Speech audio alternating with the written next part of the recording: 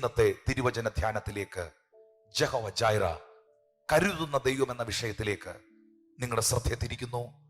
1 പത്രോസിന്റെ ലേഖനം 5-ാം അധ്യായം 6-7 വാക്യങ്ങൾ അതിനായി വായിക്കുന്നു. 1 പത്രോസ് 5-ാം അധ്യായം 6-7 വാക്യങ്ങൾ. അതുകൊണ്ട് അവൻ തക്ക സമയത്ത് നിങ്ങളെ ഉയർത്തുവാൻ ദൈവത്തിന്റെ ബലമുള്ള കൈക്കീഴെ താണിരിക്കുവിൻ. അവൻ നിങ്ങൾക്കായി കരുതുന്നവനാകയാൽ നിങ്ങളുടെ സകല ചിന്താകുലവും അവന്റെ മേൽ ഇട്ടുകൊള്ളുവീൻ. Casting all your care upon him, for he care for you.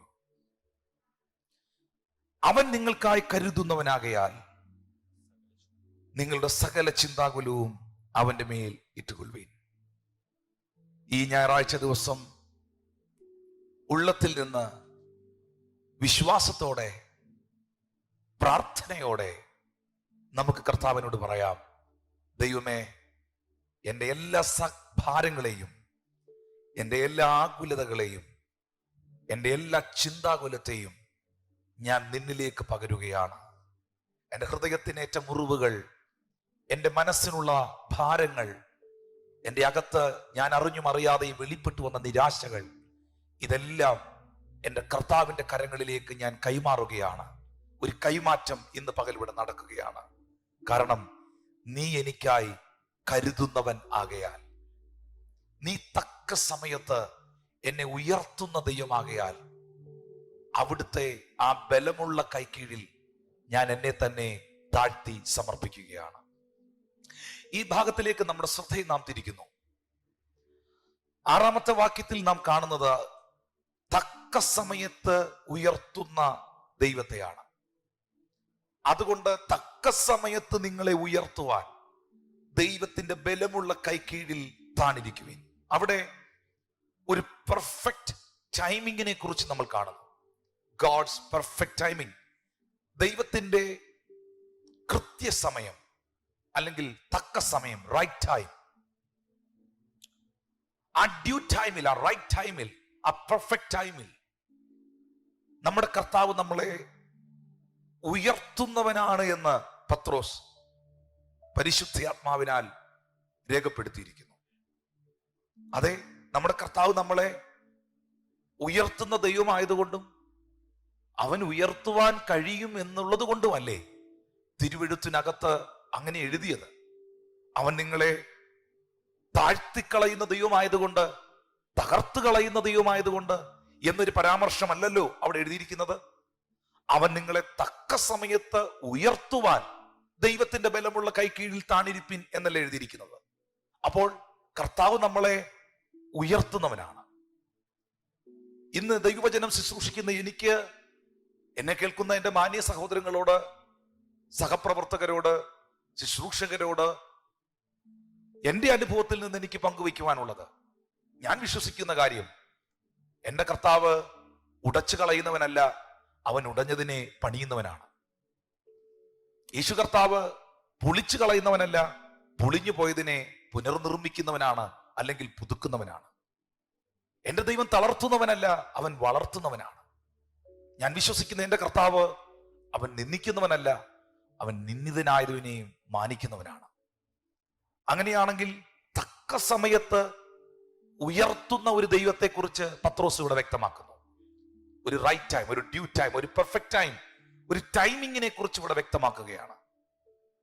ഞാൻ വിശ്വസിക്കുന്നു പ്രിയപ്പെട്ടവരെ, ദൈവത്തിന് നമുക്ക് വേണ്ടി, നിങ്ങൾക്ക് വേണ്ടി, ഓരോരുത്തർക്ക് വേണ്ടിയും പ്രവർത്തിക്കുവാൻ അവൻ നിശ്ചയിച്ചിരിക്കുന്നതായ ഒരു കൃത്യസമയമുണ്ട്, ഒരു പെർഫെക്റ്റ് ടൈമിംഗ് ഉണ്ട്. ഒരിക്കലും ദൈവം നേരത്തെ പ്രവർത്തിക്കില്ല, ഒരിക്കലും ദൈവം വൈകി പ്രവർത്തിക്കില്ല. ദൈവം എപ്പോഴും കൃത്യസമയത്ത്, തക്ക സമയത്ത് പ്രവർത്തിക്കുന്നവനാണ്, കരുതുന്നവനാണ്. ഇത് അനുഭവിക്കുന്നവരാണ് എന്നെ കേൾക്കൊണ്ടിരിക്കുന്നത്. പല സന്ദർഭങ്ങളിലും 10 മണിക്ക് നമുക്ക് ആവശ്യമായിരിക്കുന്ന ഒരു കാര്യം തലേന്നും നമ്മുടെ മുമ്പിൽ നമുക്കത് ലഭ്യമായിട്ടില്ല, അതിനെക്കുറിച്ച് യാതൊരു ബോധ്യങ്ങളുമില്ല. രാവിലെ 9 മണിയാകുമ്പോഴും ആ കാര്യം എങ്ങനെ നടക്കും എന്നുള്ളൊരു ആശങ്ക നമ്മുടെ അകത്തുണ്ട്. പക്ഷേ കൃത്യമായി 9:45 ആകുമ്പോൾ 9:30 ആകുമ്പോൾ, അല്ലെങ്കിൽ ആ 10 മണി അടുപ്പിച്ച് അത് കൊടുക്കേണ്ട സമയമാകുമ്പോൾ, അതിനകത്തേക്ക് ചുവടുകൾ വെക്കേണ്ട നിമിഷം വരുമ്പോൾ അത്ഭുതകരമായി ഒരു വഴി നമ്മുടെ മുമ്പിൽ തുറന്നു വരുന്ന കാഴ്ച, അല്ലെങ്കിൽ തുറക്കപ്പെട്ട അവസ്ഥ പല സന്ദർഭങ്ങളിലും നമ്മൾ അനുഭവിച്ചിട്ടുണ്ട്. അത് അനുഭവിച്ചവർ എന്നെ ഇപ്പോൾ കണ്ടുകൊണ്ടിരിക്കുന്നുണ്ട്. എന്താണ് അവിടെ സംഭവിച്ചത്? സംഭവിച്ചത് മറ്റൊന്നല്ല, നേരത്തെ പ്രവർത്തിക്കാത്ത, വൈകി വരാത്ത, തക്ക സമയത്ത് കരുതുന്ന ദൈവത്തിന്റെ അത്ഭുതകരമാണ് അവിടെ വെളിപ്പെട്ടു വന്നത്.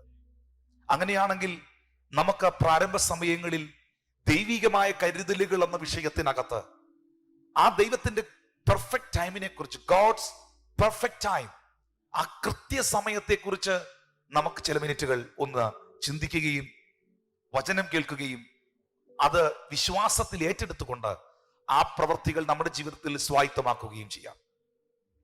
ഞാൻ ബൈബിൾ പരിശോധിക്കുന്ന സമയത്ത് ഈ റൈറ്റ് ടൈം എന്ന വിഷയത്തിൽ ദൈവം കൃത്യസമയത്ത്, തക്ക സമയത്ത് പ്രവർത്തിക്കുന്നു എന്ന വിഷയത്തിൽ ഒത്തിരി സംഭവങ്ങൾ ഞാൻ കണ്ടിട്ടുണ്ട്, വായിച്ചിട്ടുണ്ട്. ആ ദൈവം ഒളിവിലല്ല, ആ ദൈവം COVID-19 ആയതുകൊണ്ട് ക്വാറന്റൈനിലല്ല. ആ ദൈവം ഇപ്പോഴും പ്രവർത്തിക്കുന്നു, ആ ദൈവം ഇപ്പോഴും ചലിക്കുന്നു, ആ ദൈവത്തിന്റെ കരം ഇപ്പോഴും തന്റെ ജനത്തിനു വേണ്ടി കരുതലുകളായി വെളിപ്പെട്ടു വരുന്നു. വിശുദ്ധ ബൈബിൾ വായിക്കുമ്പോൾ 38 സംവത്സരമായി ബെഥേസ്ത എന്ന കുളക്കരയിൽ കടന്ന മനുഷ്യൻ. എന്താണ് ആ കുളക്കരയുടെ പ്രത്യേകത? യോഹന്നാൻ 5:4 വ്യക്തമായി രേഖപ്പെടുത്തിയിട്ടുണ്ട്, അതത് സമയത്ത് ദൂതൻ വന്ന് കുളം കലക്കും. ആദ്യം ഇറങ്ങുന്നവൻ ഏത് വ്യാധി പിടിച്ചിരുന്നവനാണെങ്കിലും അവന് സൗഖ്യം വരും. അതത് സമയം, കുളക്കരയിൽ കിടക്കുന്നവരുടെ സമയമല്ല, രോഗികളുടെ സമയമല്ല. The right time of God, the perfect time of God, ദൈവത്തിന്റെ കൃത്യമായ സമയം, ദൈവം നിശ്ചയിച്ചിരിക്കുന്ന സമയം. ആ സമയത്ത് ദൂതൻ വന്ന് കുളം കലക്കും. കുളക്കരയിൽ കിടക്കുന്നവന് സൗഖ്യം വേണമെങ്കിൽ, വിടുതൽ പ്രാപിക്കണമെങ്കിൽ, അവന് ദൈവത്തിൽ നിന്ന് ഒരു അത്ഭുതകരമായ വിടുതൽ സ്വീകരിക്കണമെങ്കിൽ അവൻ പ്രത്യാശയോടെ ആ ദൈവിക സമയത്തിന് വേണ്ടി വെയിറ്റ് ചെയ്ത് കാത്തിരിക്കണം. അങ്ങനെ കാത്തിരിക്കുന്ന ആദ്യം ദൂതൻ കുളം കലക്കുന്നത് കാണുന്ന, അല്ലെങ്കിൽ വെള്ളത്തിന്റെ ഇളക്കം കേൾക്കുന്ന വ്യക്തി പുടുനനവെ ഇറങ്ങുന്ന സന്ദർഭങ്ങളിലാണ് ആ വ്യക്തിക്ക് സൗഖ്യം ഉണ്ടാകുന്നത്. അപ്പോൾ ദൈവത്തിന്റെ പെർഫെക്റ്റ് ടൈം, ദൈവത്തിന്റെ കൃത്യമായ സമയം എന്നുള്ളത് നമുക്ക് പ്രഡിക്റ്റ് ചെയ്യുവാൻ കഴിയുന്നതല്ല. അത് ദൈവത്തിന് മാത്രം അറിയാവുന്ന ഒരു കാര്യമാണ്. യേശു ക്രിസ്തുവിന്റെ വരവിനെ കുറിച്ചും അത് തന്നെയാണ് യേശു പറഞ്ഞത്, നാളും നാഴികയും നാം അറിയാത്തവരാകിയാൽ ഉണർന്നും പ്രാർത്ഥിച്ചും കൊണ്ടിരിപ്പീൻ. ആ സമയം സ്വർഗത്തിലെ ദൂതന്മാർക്കോ വ്യക്തിപരമായി എനിക്കോ പറയുവാൻ കഴിയുകയില്ലെന്ന് യേശു പ്രസ്താവിച്ചു. അത് പിതാവിൽ മാത്രം നിക്ഷിപ്തമായിരിക്കുന്ന സമയമാണ് ദൈവത്തിന്റെ കൃത്യമായ സമയം, അല്ലെങ്കിൽ ആ തക്ക സമയം, ആ പെർഫെക്റ്റ് ടൈമിംഗ് എന്ന് പറയുന്നത്. പക്ഷെ കുളക്കരയിൽ കിടക്കുന്നവർ ദൂതൻ കുളം കലക്കുമ്പോൾ, വെള്ളത്തിന്റെ ഇളക്കം കേൾക്കുമ്പോൾ അവർ ഇറങ്ങിയിരിക്കണം. കാരണം ദൈവത്തിന്റെ പെർഫെക്റ്റ് ടൈമിന് വേണ്ടി വെയിറ്റ് ചെയ്യുന്ന ഒരു കൂട്ടത്തെ അവിടെ കാണുന്നുണ്ട്. ഇന്ന് ഈ സന്ദേശം നിങ്ങൾ കേൾക്കുമ്പോൾ നിങ്ങളുടെ ജീവിതത്തിൽ ദൈവികമായ ഒരു കരുതൽ വെളിപ്പെടുവാൻ, വാഗ്ദത്തങ്ങൾ നിങ്ങളുടെ ലൈഫിൽ നിറവേറുവാൻ, ദൈവത്തിന്റെ ഒരു സമയത്തിന് വേണ്ടി, ആ പെർഫെക്റ്റ് ടൈമിന് വേണ്ടി നിങ്ങൾ വെയിറ്റ് ചെയ്യുന്നവരാണെങ്കിൽ നിങ്ങൾ ഒരിക്കലും നിരാശപ്പെടില്ല. യോഹന്നാൻ 2:4 കാനാവിലെ വിവാഹ വീട്ടിൽ വീഞ്ഞു തീർന്നു പോയ സമയത്ത് യേശുക്രിസ്തുവിന്റെ അമ്മയായ മറിയം, ആ വീടുമായുള്ള അടുത്ത ബന്ധം പുലർത്തുന്ന മറിയം, യേശു കർത്താവിന്റെ അടുക്കൽ വന്നിട്ട് പറഞ്ഞു, മകനെ, വീഞ്ഞു തീർന്നു പോയി, അവിടുന്ന് എന്തെങ്കിലും ചെയ്തേ പറ്റുകയുള്ളൂ. യേശു അവളോട്, സ്ത്രീയെ, എനിക്കും നിനക്കും തമ്മിലെന്ത്? എന്റെ നാഴിക, mine hour is not yet come, എന്റെ സമയം, എന്റെ മണിക്കൂറുകൾ, എന്റെ നാഴിക ഇതുവരെ വന്നിട്ടില്ല എന്ന് പറഞ്ഞു. എനിക്ക് പച്ചവെള്ളത്തെ വീഞ്ഞാക്കുവാൻ, എന്റെ ശുശ്രൂഷ ആരംഭിക്കുവാൻ, അല്ലെങ്കിൽ ഈ ഭൂമിയിൽ പിതാവ് എന്നെ അയച്ച ദൗത്യങ്ങളുടെ ഒരു ഉദ്ഘാടനം, ഒരു ആരംഭം കുറിക്കുവാൻ ഒരു റൈറ്റ് ടൈം ഉണ്ട്. അത് 10 മിനിറ്റ് നേരത്തെ ഞാൻ തുടങ്ങില്ല, അത് 10 മിനിറ്റ് വൈകി ഞാൻ തുടങ്ങില്ല, അത് കൃത്യസമയത്ത് സംഭവിച്ചിരിക്കും. എന്റെ നാഴിക ഇതുവരെ വന്നിട്ടില്ല. അപ്പോൾ പുതിയ നിയമത്തിൽ നമ്മൾ വായിക്കുന്ന സാഹചര്യത്തിൽ പ്രിയപ്പെട്ടവരെ, ദൈവത്തിന്റെ റൈറ്റ് ടൈമിനെ കുറിച്ച്, കൃത്യസമയങ്ങളെ കുറിച്ച് ഒരുപാട് ഭാഗങ്ങളിൽ നാം വായിക്കുന്നുണ്ട്. വളരെ ശ്രദ്ധേയമാണ്. തിരുവെഴുത്തുകൾക്കകത്ത് ആ പെർഫെക്റ്റ് ടൈം, എന്ന് പറഞ്ഞാൽ ചില ആൾക്കാര് ചിലത് സെറ്റ് ചെയ്ത് വെക്കും, അലാറം സെറ്റ് ചെയ്ത് വെക്കും. രാവിലെ 5 മണിക്ക് അലാറം സെറ്റ് ചെയ്ത് വെച്ചാൽ അലാറം 5:05 അടിക്കില്ല, 4:55 അടിക്കില്ല. കൃത്യം 5 മണിക്ക് അലാറം മുഴങ്ങുന്നത് പോലെയാണ് ദൈവത്തിന്റെ പ്രവൃത്തി. ഒരു പെർഫെക്റ്റ് ടൈമാണ്. ഡിലേ ആകത്തില്ല, ഏർലിയും ആകത്തില്ല. പെർഫെക്റ്റ് ടൈമിംഗ് ആണ്. ഹല്ലേലൂയ. അബ്രഹാമിന്റെ വിഷയത്തിൽ ഉൽപ്പത്തിയുടെ പുസ്തകം 22-ാം അധ്യായത്തിന്റെ 9 മുതലുള്ള വാക്യങ്ങൾ വായിക്കുമ്പോൾ വാർദ്ധക്യത്തിൽ വാഗ്ദത്തത്താൽ പ്രാപിച്ച വാഗ്ദത്ത സന്തതിയായ ഇസ്ഹാക്കിനെയും കൊണ്ട് മോറിയാമല ചവിട്ടിക്കേറുന്ന വയോധികനായ അബ്രഹാമിനെ നമുക്ക് കാണാം. അബ്രഹാമിന്റെ കയ്യിൽ തീയുണ്ട്, കത്തിയുണ്ട്. ഇസ്ഹാക്കിന്റെ കയ്യിൽ യാഗത്തിനായുള്ള വിറകുണ്ട്. മോറിയാമല ചവിട്ടിക്കേറുന്ന അബ്രഹാമിന് അറിയാം, എന്റെ ഒപ്പം ഈ മല ചവിട്ടിക്കയറുന്നത് വാഗ്ദത്ത സന്തതിയായ, ഞാൻ കാത്തിരുന്ന് പ്രാപിച്ചതായ, ദൈവം എന്നോട് അരുളി ചെയ്ത വാഗ്ദത്വത്തിന്റെ നിവർത്തീകരണമായ ഇസഹാക്കാണ് എന്നുള്ളത്. അബ്രഹാം ഇസഹാക്കിനെയും കൊണ്ട് ആ മോറിയ മലയിലേക്ക് യാത്ര ചെയ്യുന്ന സാഹചര്യത്തിൽ വിശുദ്ധ ബൈബിളിൽ വളരെ വ്യക്തമായി രേഖപ്പെടുത്തിയിരിക്കുന്ന ഒരു കാര്യം, ഇസഹാക്ക് കുറച്ചു കഴിഞ്ഞപ്പോൾ അബ്രഹാമിനോട് ചോദിച്ചു, അപ്പാ വിറകും കത്തിയുമുണ്ട്, യാഗമൃഗം എവിടെയാണ്? ആ ചോദ്യത്തിന്റെ മുമ്പിൽ അബ്രഹാം പറഞ്ഞത് യഹോവ കരുതിക്കൊള്ളും എന്നാണ്. യഹോവ കരുതിക്കൊള്ളും, ജഹോവ ജൈറ. പത്രോസ്, അവൻ നിങ്ങൾക്കായി കരുതുന്നവനാകയാൽ നിങ്ങളുടെ സകല ചിന്താകുലവും അവന്റെ മേൽ ഇട്ടുകൊള്ളുവീൻ എന്ന് പറഞ്ഞതിൽ ഒരു തെറ്റുമില്ല. കാരണം ഉൽപ്പത്തി മുതൽ വിശുദ്ധ ബൈബിളിൽ ദൈവികമായ കരുതലുകളുടെ ഒരു ശൃംഖല തന്നെ, ഒരു നിര തന്നെ നമുക്ക് ദർശിക്കാനായി കഴിയും. ഹല്ലേലൂയ. എന്നെ കേൾക്കുന്ന വാത്സല്യ സഹോദരങ്ങളെ, ആ ഭാഗം കർത്താവിന്റെ ദാസൻ ഒന്ന് വായിച്ചാൽ സന്തോഷകരമായിരിക്കും. അങ്ങനെ അവർ ഇരുവരും ഒന്നിച്ചു നടന്ന് ദൈവം കൽപ്പിച്ചിരുന്ന സ്ഥലത്ത് അവർ എത്തി. അബ്രഹാം ഒരു യാഗപീഠം പണിതു, വിറക് അടുക്കി, തന്റെ മകൻ ഇസഹാക്കിനെ കെട്ടി യാഗപീഠത്തിന്മേൽ വിറകിൻ മീതെ കിടത്തി. പിന്നെ അബ്രഹാം കൈ നീട്ടി തന്റെ മകനെ അറുക്കേണ്ടതിന് കത്തിയെടുത്തു. ഉടനെ യഹോവയുടെ ദൂതൻ ആകാശത്ത് നിന്ന് അബ്രഹാമേ, അബ്രഹാമേ എന്ന് വിളിച്ചു. നിങ്ങൾ ഈ ഭാഗം ഒന്ന് ശ്രദ്ധിക്കുക. ദൈവത്തിന്റെ പെർഫെക്റ്റ് ടൈമിങ്ങിനെ കുറിച്ചാണ് ഞാൻ ഈ പറയുന്നത്. മോറിയാമല ചവിട്ടിക്കേറുമ്പോഴും അബ്രഹാമിന്റെ മുൻപിൽ യാഗമൃഗത്തെ അബ്രഹാം കാണുന്നില്ല. മണിക്കൂറുകൾക്കകത്ത് തന്റെ ഏകമകൻ യാഗമായി തീരുമെന്നുള്ള ചിന്തയിൽ അബ്രഹാം മുന്നേറുന്നു. പക്ഷേ ഉള്ളത്തിന്റെ ഉള്ളത്തിൽ വിശ്വസിക്കുവാൻ മാത്രം അറിയാവുന്ന അബ്രഹാമിന് ദൈവം കരുതും എന്നൊരു ബോധ്യമുണ്ട്. അങ്ങനെയുള്ളവരുണ്ട്. അവർക്ക് വിമർശിക്കുവാൻ അറിയില്ല, അവർക്ക് അവിശ്വസിക്കുവാൻ അറിയില്ല. ദൈവം പറയുന്നത് വിശ്വസിക്കുവാൻ മാത്രം അറിയാവുന്നവരുണ്ട്, ചോദ്യം ചെയ്യാതെ വിശ്വസിക്കുന്നവർ.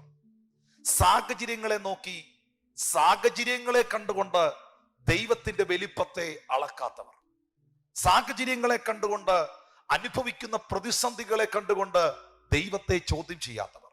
ഏതൊരു സാഹചര്യത്തിലും എന്റെ ദൈവം എന്നെ കരുതുമെന്നും എന്റെ കർത്താവ് എന്നെ ചതിക്കില്ലെന്നും എന്നെ വിളിച്ചവൻ വിശ്വസ്തനാണെന്നുമുള്ള പൂർണ്ണ നിശ്ചയത്തിലും പൂർണ്ണ ഉറപ്പിലും ജീവിക്കുന്ന വ്യക്തിത്വങ്ങളുണ്ട്. അങ്ങനെ ഒരു വ്യക്തിത്വമായിരുന്നു അബ്രഹാം. മോറിയാമലയിൽ ചെന്നു. അവിടെ ഇവിടെയായി കിടന്ന കല്ലുകളൊക്കെയും അവിടുന്ന് പെറുക്കിക്കൊണ്ട് വന്നു. എന്റെ ചിന്തയിൽ, അല്ലെങ്കിൽ ഞാൻ എന്റെ മനസ്സിൽ കാണുന്ന ഒരു ഭാവനയിൽ പറഞ്ഞാൽ, മോറിയാമല എന്ന് പറയുന്നത് 500 ഏക്കർ വസ്തുവൊന്നുമല്ല, ഒരു ചെറിയ സ്ഥലമാണ്.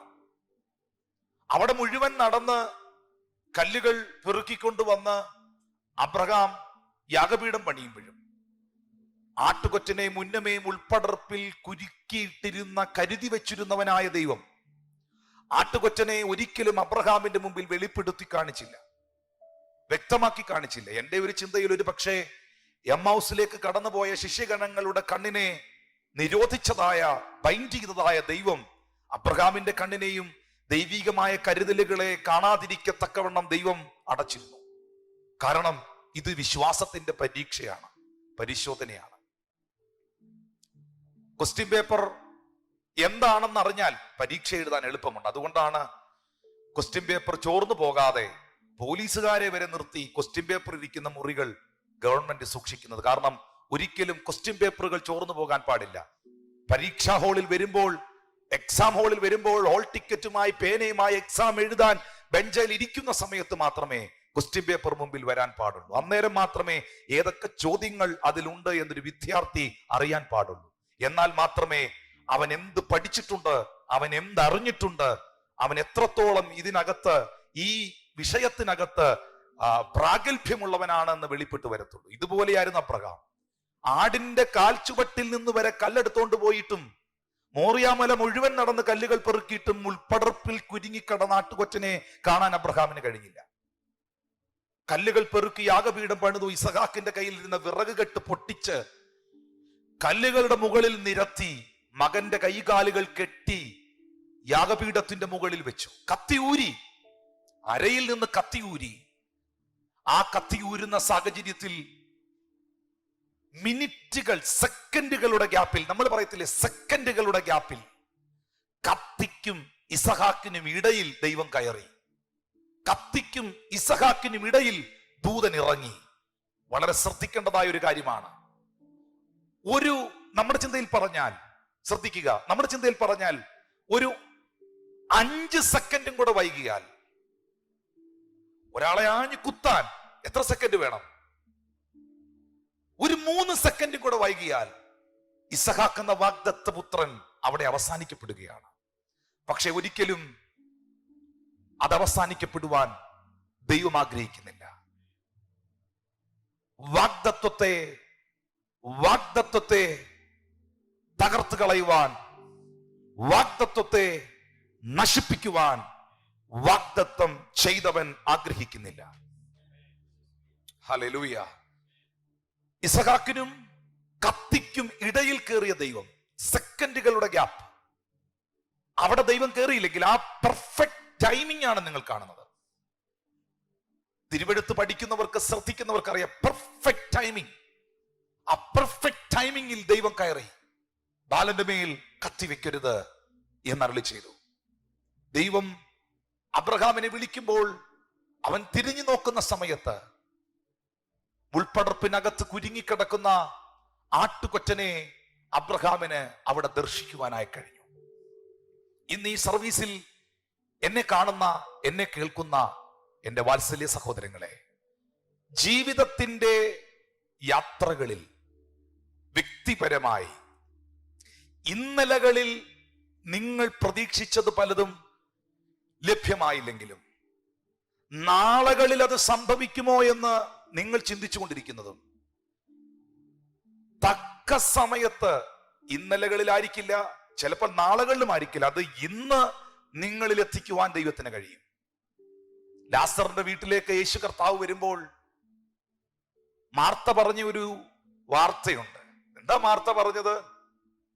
ഗുരു, നീ ഇവിടെ ഉണ്ടായിരുന്നു എങ്കിൽ എന്റെ സഹോദരൻ മരിക്കത്തില്ലായിരുന്നു. ഇപ്പോഴും നീ പിതാവിനോട് എന്ത് അപേക്ഷിച്ചാലും അത് പിതാവ് നൽകിത്തരുമെന്ന് ഞാൻ അറിയുന്നു. അവളോ അവന്റെ പുനരുത്ഥാനത്തെക്കുറിച്ച്, അവളുടെ സഹോദരന്റെ പുനരുത്ഥാനത്തെക്കുറിച്ച് വിശ്വസിച്ചു. കാരണം യേശുക്രിസ്തു പുനരുത്ഥാനവും ജീവനുമാകുന്നു. എന്താ മാർത്തയുടെ വിശ്വാസം? ഗുരു, യേശുവേ, ഇന്നലകളിൽ എന്റെ സഹോദരന്റെ രോഗം കടുത്തു കിടന്ന സമയത്ത്, ലാസർ ദീനമായി കിടന്ന സമയത്ത് നീ എന്റെ ഭവനത്തിൽ വന്നിരുന്നെങ്കിൽ, ഇന്നലകളിൽ നീ വന്നിരുന്നെങ്കിൽ ഒരത്ഭുതം എന്റെ വീട്ടിൽ നടന്നേനെ, എന്റെ സഹോദരൻ മരിക്കില്ലായിരുന്നു. പക്ഷേ ഞങ്ങൾ ദൈവത്തെ ചോദ്യം ചെയ്യുന്നില്ല, ഞങ്ങൾ അങ്ങയുടെ നാമത്തെ ചോദ്യം ചെയ്യുന്നില്ല, അങ്ങയുടെ പ്രവൃത്തികളെ ഞങ്ങൾ വിമർശിക്കുന്നില്ല. നാളുകളിൽ എന്റെ സഹോദരൻ പുനരുത്ഥാന നാളുകളിൽ ഉയർത്തെഴുന്നേൽക്കുമെന്ന് ഞങ്ങൾ വിശ്വസിക്കുകയാണ്. എന്തായിരുന്നു മാർത്തയുടെ വിശ്വാസം? ഇന്നലകളിൽ പ്രവർത്തിക്കുവാൻ കഴിവുള്ള ദൈവത്തെ, നാളുകളിൽ പ്രവർത്തിക്കുവാൻ കഴിവുള്ള ദൈവത്തെ. പക്ഷെ യേശുക്രിസ്തു പറഞ്ഞു, അവനെ വെച്ച സ്ഥലം എവിടെ? അവനെ അടക്കിയ കല്ലറ എവിടെയാണ്?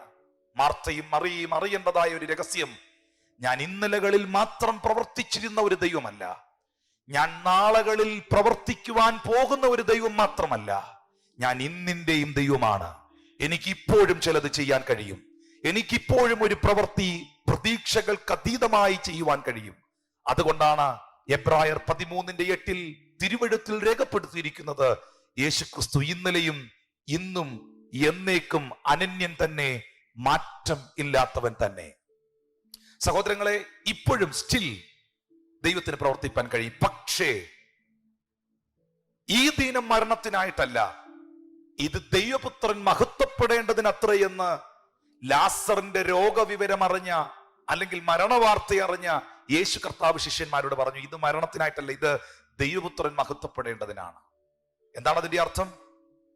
ലാസർ എന്ന് പറയുന്ന എന്റെ സ്നേഹിതനെ രോഗക്കിടക്കയിൽ നിന്ന് സൗഖ്യം കൊടുത്ത് എഴുന്നേൽപ്പിക്കണമോ, അതോ പ്രതീക്ഷകൾ മുഴുവൻ അസ്തമിച്ച കുടുംബത്തിലേക്ക് കടന്നു ചെന്ന് കല്ലറയ്ക്കകത്ത് നിന്ന് വീർത്തുപൊട്ടാറായ ശരീരത്തെ ഫ്രഷായിട്ട് ഉയർപ്പിച്ച് പുറത്തു കൊണ്ടുവരണമോ എന്ന് നിർണയിച്ചിരിക്കുന്ന ഒരു പെർഫെക്റ്റ് ടൈമിംഗ് എന്റെ മുമ്പിലുണ്ട്. ആ ടൈമിൽ ഞാൻ ആ വീട്ടിൽ ചെന്നിരിക്കും. ആ പെർഫെക്റ്റ് ടൈമിൽ ഞാൻ കല്ലറയുടെ മുമ്പിൽ എത്തിയിരിക്കും. ഞാൻ ലാസറെ എന്ന് വിളിക്കുമ്പോൾ അവൻ ഉയർത്ത് പുറത്തു വന്ന് അവന്റെ സഹോദരങ്ങൾക്ക്, സഹോദരിമാർക്ക് ഞാൻ അവനെ ഏൽപ്പിച്ചു കൊടുത്തിരിക്കും. എന്നെ കേൾക്കുന്നവരെ, നിങ്ങളിൽ എത്ര പേർ വിശ്വസിക്കുന്നു, ഞാൻ പ്രതീക്ഷിച്ച സമയത്ത് ചിലത് നടന്നില്ലെങ്കിലും, ഞാൻ നാളുകളിൽ നോക്കുന്ന വിഷയങ്ങളിൽ എന്ത് സംഭവിക്കുമെന്നുള്ള ആശങ്ക എന്റെ ഉള്ളത്തിലുണ്ടെങ്കിലും, എന്റെ അകത്തൊരു ഉറപ്പുണ്ട്, എന്റെ ദൈവം ലേറ്റായി വരികയില്ല, എന്റെ ദൈവം താമസിച്ചു വരികയില്ല, നേരത്തെ വരികയില്ല.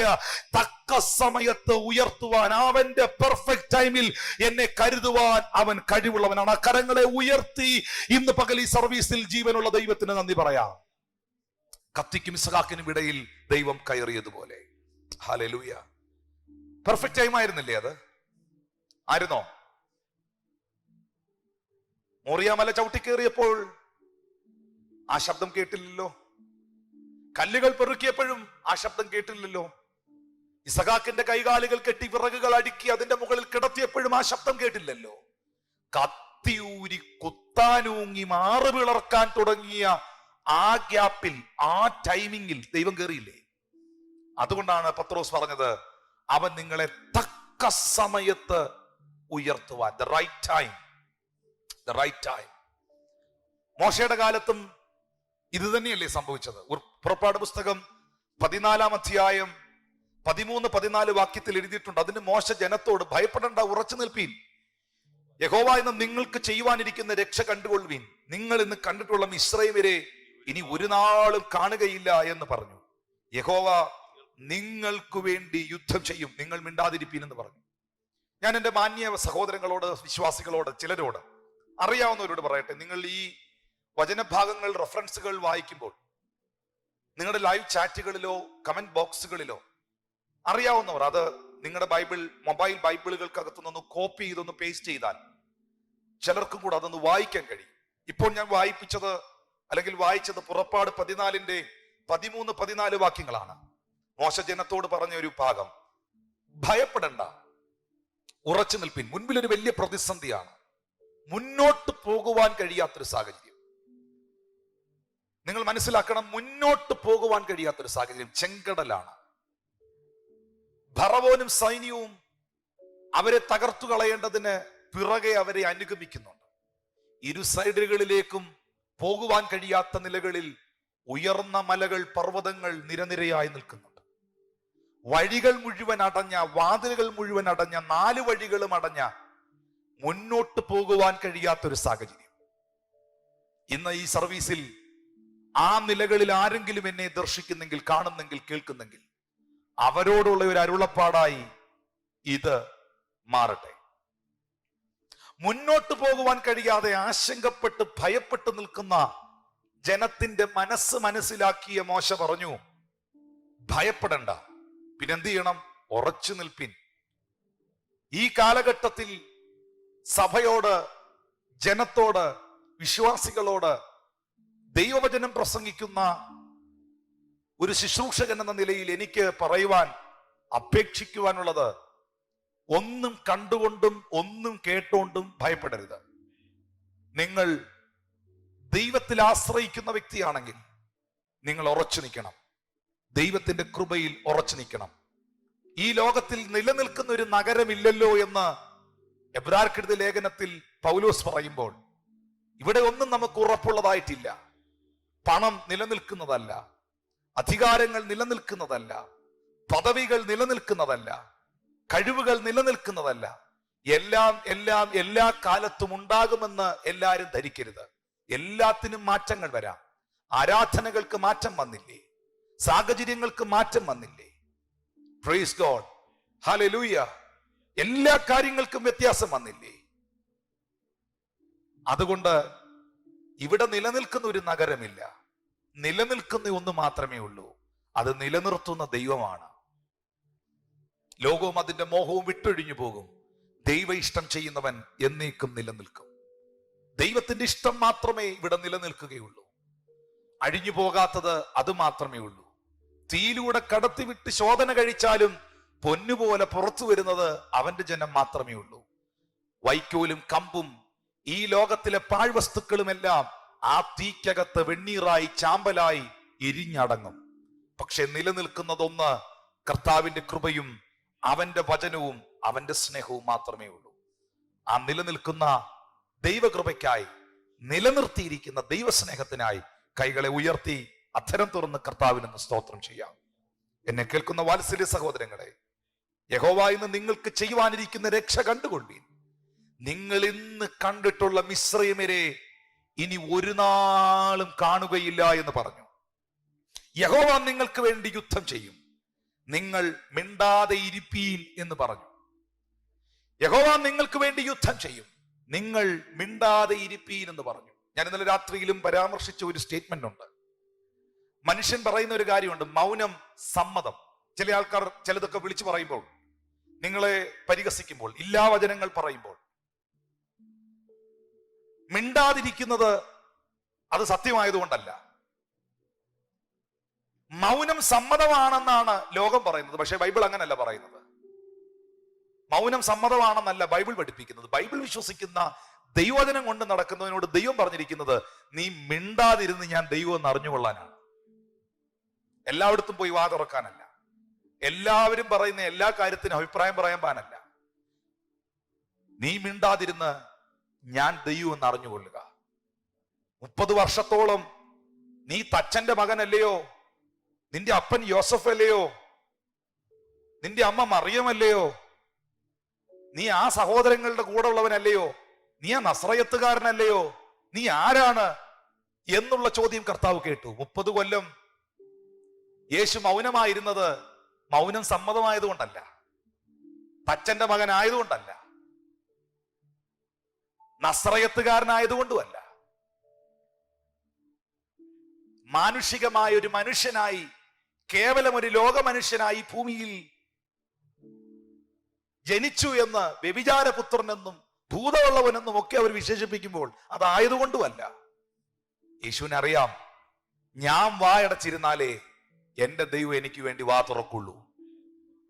ഞാൻ മൗനമായിരുന്നാലേ എന്റെ ദൈവം എനിക്ക് വേണ്ടി പ്രവർത്തിക്കുള്ളൂ. ഞാൻ പറഞ്ഞാൽ അതിന് പരിധികളുണ്ട്, ഞാൻ പറഞ്ഞാൽ അതിന് പരിമിതികളുണ്ട്. പക്ഷെ സ്വർഗം തുറന്ന് ഇവൻ എന്റെ പ്രിയപുത്രൻ, ഇവനിൽ ഞാൻ പ്രസാദിച്ചിരിക്കുന്നു എന്ന് വിളിച്ചു പറഞ്ഞാൽ അത് നിന്റെ കർണപുടങ്ങളെ തുളച്ചു കയറും, ഞെട്ടലുണ്ടാക്കും, ഞെട്ടൽ. സ്തോത്രം. ഇന്ന് ഈ സന്ദേശം കേൾക്കുന്ന വാത്സല്യ ദൈവമക്കളെ, പ്രതിസന്ധിയുടെ നടുവിൽ, പ്രശ്നങ്ങളുടെ നടുവിൽ വാ തുറന്ന് പിറുപിറുക്കാതെ, വിളിച്ച ദൈവത്തെ ചോദ്യം ചെയ്യാതെ, വിമർശിക്കാതെ, മിണ്ടാതിരിപ്പീൻ. നിങ്ങൾ എന്റെ സാന്നിധ്യത്തിൽ നിങ്ങളെ തന്നെ ഏൽപ്പിച്ചു തന്നാൽ, നിങ്ങൾ എന്നിൽ വിശ്വസിച്ചാൽ ഞാൻ ആരെന്ന് നിങ്ങൾ അറിയും. ഇത് തന്നെയാണ് ലാസറിന്റെ ഭവനത്തിൽ യേശു പറഞ്ഞത്. വിശ്വസിച്ചാൽ നീ ദൈവത്തിന്റെ മഹത്വം കാണും. ആ വാക്കിന്റെ അർത്ഥം എന്നാ? മാർത്തേ, മറിയേ, നിങ്ങൾ മനസ്സിലാക്കുക, നിങ്ങൾ കരയാതിരിക്കുക, നിങ്ങൾ തകർന്നു പോകാതിരിക്കുക, നിങ്ങൾ വിശ്വസിക്കുക. നിങ്ങൾ വിശ്വസിച്ചാൽ നിന്റെ വീട്ടിൽ വന്നിരിക്കുന്നവൻ ആരാന്ന് നീ അറിയും. വിശ്വസിച്ചാൽ നീ ദൈവത്തിന്റെ മഹത്വം കാണും. മിണ്ടാതിരുന്ന് ദൈവമെന്ന് അറിഞ്ഞുകൊള്ളുവീൻ. യഹോവ നിങ്ങൾക്ക് വേണ്ടി യുദ്ധം ചെയ്യും. ഞാൻ ദൈവസന്നിധിയിൽ, ദൈവിക തിരുപാദപീഠത്തിൽ, എന്റെ പ്രാർത്ഥനാ മുറിയിൽ പ്രാർത്ഥനയോടെ ഞാൻ എൻ്റെ കർത്താവിനെ കാത്തിരിക്കുമ്പോൾ എനിക്ക് ചുറ്റും പലരും ഇടറി വീണേക്കാം. ബാല്യക്കാർ ക്ഷീണിച്ചു പോയേക്കാം, യൗവനക്കാർ ഇടറി വീണേക്കാം. പക്ഷേ ഒരിക്കലും യഹോവയെ കാത്തിരിക്കുന്നവൻ തളർന്നു പോകില്ല. യഹോവയെ കാത്തിരിക്കുന്നവൻ ശക്തിയെ പുതുക്കും. അവൻ കഴുകനെ പോലെ ചിറകടിച്ചുയരും. സ്വയകേമന്മാരായി സ്വയം ഇടുക്കന്മാരായി ഈ ഭൂമിയിൽ ഉയർന്നു വന്ന പലരുമുണ്ട്. അവരൊക്കെ എവിടെയാണിപ്പോൾ? എവിടെ ഹിറ്റ്ലറിന്റെ തലമുറ? എവിടെ മുസോളനിയുടെ തലമുറ? എവിടെ അവരൊക്കെ? ലോകത്തെ മുഴുവൻ വെട്ടിപ്പിടിക്കുവാൻ, ലോക സാമ്രാജ്യങ്ങളെ മുഴുവൻ കീഴടക്കുവാൻ ശ്രമിച്ച അലക്സാണ്ടർ താങ്കൾ എവിടെ? ഞാൻ മരിക്കുമ്പോൾ എന്റെ ശവപ്പെട്ടി പട്ടണത്തിലൂടെ കൊണ്ടുപോകുമ്പോൾ എന്റെ ശവപ്പെട്ടിയുടെ രണ്ട് സൈഡിലും രണ്ട് വലിയ തുളകൾ കൈയിറങ്ങുന്ന രീതിയിൽ ഇട്ടിട്ട് എന്റെ ശവം കൊണ്ടുപോകുമ്പോൾ ആ രണ്ട് തുളകളിലൂടെ രണ്ട് സൈഡിലും എന്റെ കൈ വെളിയിലിട്ടോണ്ട് വേണം ഈ ലോകത്തിലേക്ക് കൊണ്ടുപോകാൻ, ജനത്തെ കാണിക്കാൻ. കാരണം ലോകം കാണട്ടെ ഞാൻ വെട്ടിപ്പിടിച്ചതൊന്നും ഞാൻ കൊണ്ടുപോകുന്നില്ലെന്ന്. അതുകൊണ്ട് ദൈവസന്നിധിയിൽ മിണ്ടാതെ ഇരുന്ന്, ദൈവസന്നിധിയിൽ പ്രാർത്ഥനയോടെ ഇരുന്ന് ദൈവത്തിന്റെ സമയത്തിന് വേണ്ടി വെയിറ്റ് ചെയ്യുക. ഇത് പരിശുദ്ധാത്മാവ് സഭയ്ക്ക് നൽകുന്ന ഒരു ദൈവിക ആലോചനയാണ്. സ്തോത്രം. പിറുപിറുത്ത് സംഹാരിയാൽ നശിച്ചു പോകാതിരിക്കുക, പിറുപിറുത്ത് പട്ടുപോകാതിരിക്കുക. Wait and see the work of the Lord. Thank you Lord Jesus. അവിടെ നമുക്ക് കാണാൻ കഴിയുന്നത് ഒരു പെർഫെക്റ്റ് ടൈമിംഗ് ആണ്. ഞാൻ ആ വിഷയത്തിലാണ് നിൽക്കുന്നത്. ഫറവോനും സൈന്യവും പിന്നാലെ അനുഗമിക്കുന്നു. മുമ്പിൽ ചെങ്കടൽ. നിങ്ങൾക്കറിയുമോ, ഇസ്രയേൽ ജനം മറുകരയിൽ കയറിയപ്പോൾ ഫറവോനും സൈന്യവും വെള്ളത്താൽ മൂടപ്പെട്ടു. ആ ടൈമിംഗ് ഒക്കെ ഭയങ്കര പെർഫെക്റ്റ് ആണ്. ചെങ്കടലിന്റെ മുമ്പിൽ അവർ നിൽക്കുമ്പോൾ നമുക്കറിയാം, ആ ചെങ്കടൽ ആർത്ത് വിളിക്കുന്നവർക്ക് മുന്നോട്ട് പോകാൻ കഴിയുകയില്ല. ആ ചെങ്കടലിന്റെ മധ്യയിൽ നിങ്ങൾക്ക് ഈ പിക്ചറിൽ ഈ പടത്തിൽ കാണാൻ കഴിയുന്നത് പോലെ ആ ചെങ്കടലിന്റെ മധ്യയിൽ മോശ കരങ്ങളെ ഉയർത്തി ദൈവത്തോട് പ്രാർത്ഥിക്കുന്നു. ചെങ്കടൽ അവിടെ രണ്ടായി വിഭാഗിക്കപ്പെടുന്നു. തന്റെ ജനം ഉണങ്ങിയ നിലത്തുകൂടെ എന്ന വണ്ണം കടന്നു പോകുന്നു. ഇരു സൈഡുകളിലും ചിറ പോലെ വെള്ളം ഉയർന്നു നിൽക്കുന്നു. പകൽ മേഘസ്തംഭവും രാത്രി അഗ്നിത്തൂണുമായിരുന്ന ദൈവം അവരെ കവർ ചെയ്ത് നിൽക്കുന്നു. ആ ജനം മറുകരയിലെത്തിയതും തന്റെ ജനത്തെ മറുകരയിലെത്തിച്ചതും ഇതാ അവരെ അനുഗമിച്ച ഫറവോന്യ സൈന്യത്തെ വെള്ളം മൂടുന്നു. ഇതൊക്കെ എന്തോ പെർഫെക്റ്റ് ടൈമിംഗ് ആണ്.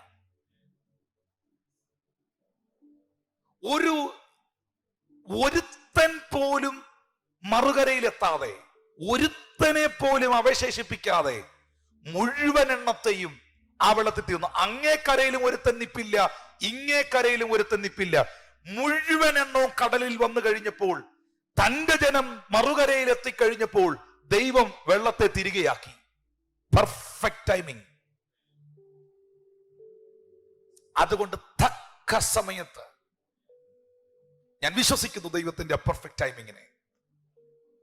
ദൈവം നിങ്ങൾക്ക് വേണ്ടി പ്രവർത്തിക്കുന്നതുകൊണ്ട് നിങ്ങൾ മിണ്ടാതെ ഇരുന്ന് ദൈവ സാന്നിധ്യത്തിൽ ഇരുന്ന് പ്രാർത്ഥനയോടെ ഇരുന്ന് ദൈവപ്രവർത്തിക്കായി വെയിറ്റ് ചെയ്യുക. ഏലിയാവിന്റെ കാലഘട്ടത്തിൽ 1 രാജാക്കന്മാരുടെ പുസ്തകം 17-ാം അധ്യായത്തിൽ മറ്റൊരു സംഭവം ഞാൻ കാണിക്കുകയാണ്.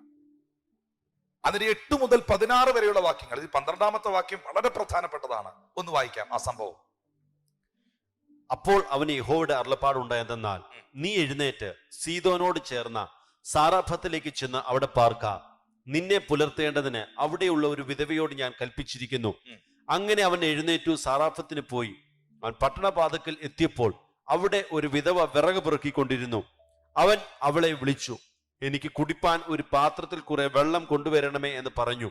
അവൾ കൊണ്ടുവരുവാൻ പോകുമ്പോൾ, ഒരു കഷണം അപ്പവും കൂടെ നിന്റെ കയ്യിൽ കൊണ്ടുപോരണമേ എന്ന് അവൻ അവളോട് വിളിച്ചു പറഞ്ഞു. അതിന് അവൾ, നിന്റെ ദൈവമായ യഹോവയാണ്, കലത്തിൽ ഒരു പിടി മാവും തുരുത്തിയിൽ അല്പം എണ്ണയും മാത്രമല്ലാതെ എനിക്ക് ഒരു അപ്പവുമില്ല. ഞാനിതാ 2 വിറക് പെറുക്കുന്നു. ഇത് കൊണ്ടുചെന്ന് എനിക്കും മകനും വേണ്ടി ഒരുക്കി അത് ഞങ്ങൾ തിന്നിട്ട് മരിപ്പാനിരിക്കുകയാകുന്നു എന്ന് പറഞ്ഞു. ഇതും ഒരു പെർഫെക്റ്റ് ടൈമിംഗ് ആണ്.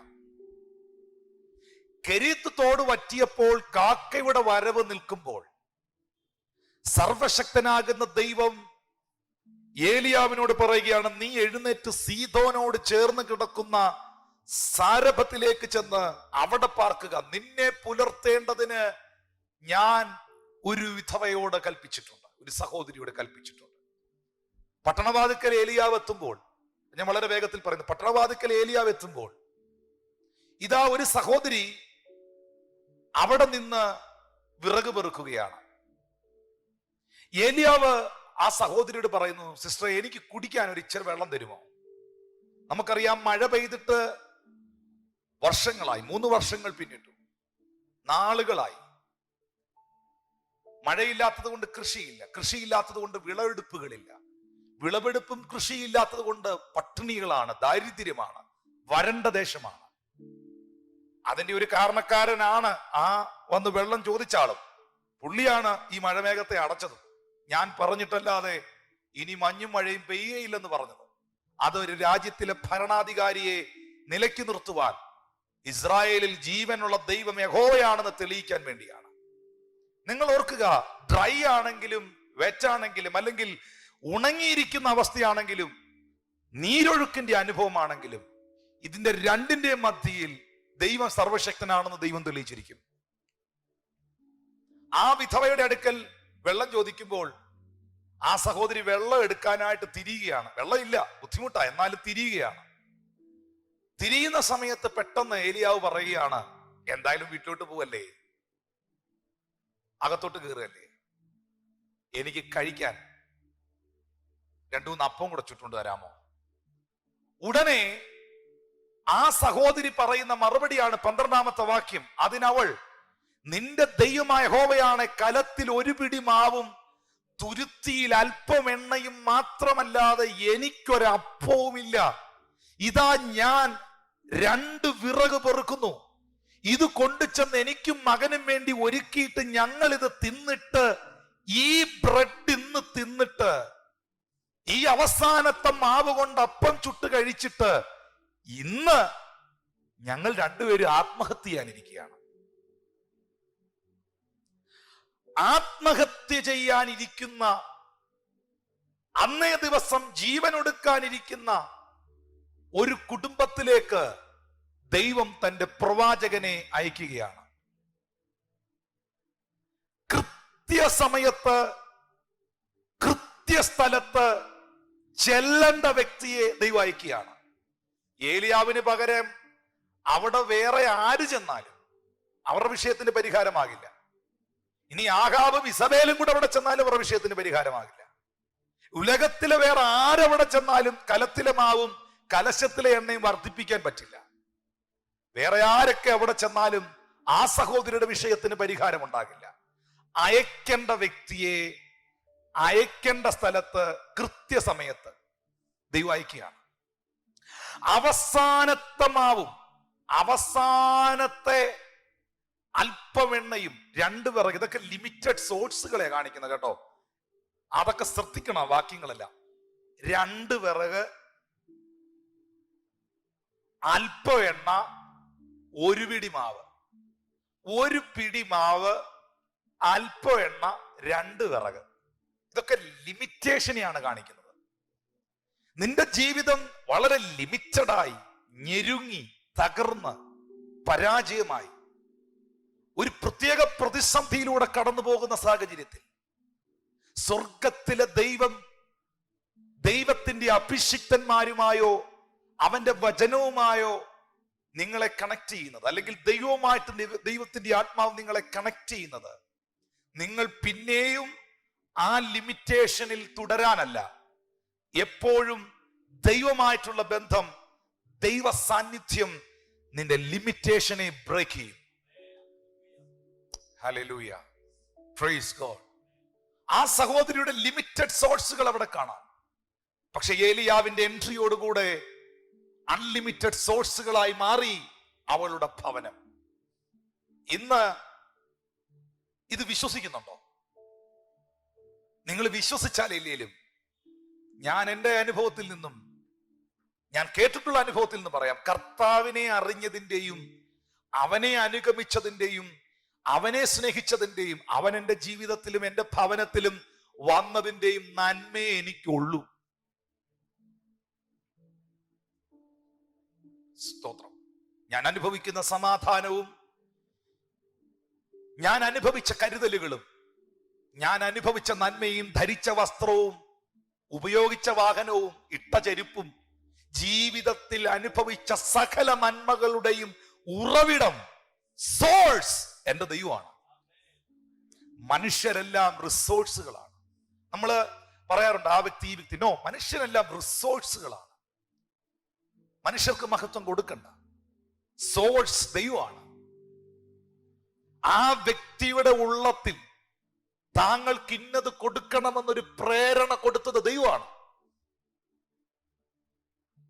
കാക്കയ്ക്കല്ല മഹത്വം.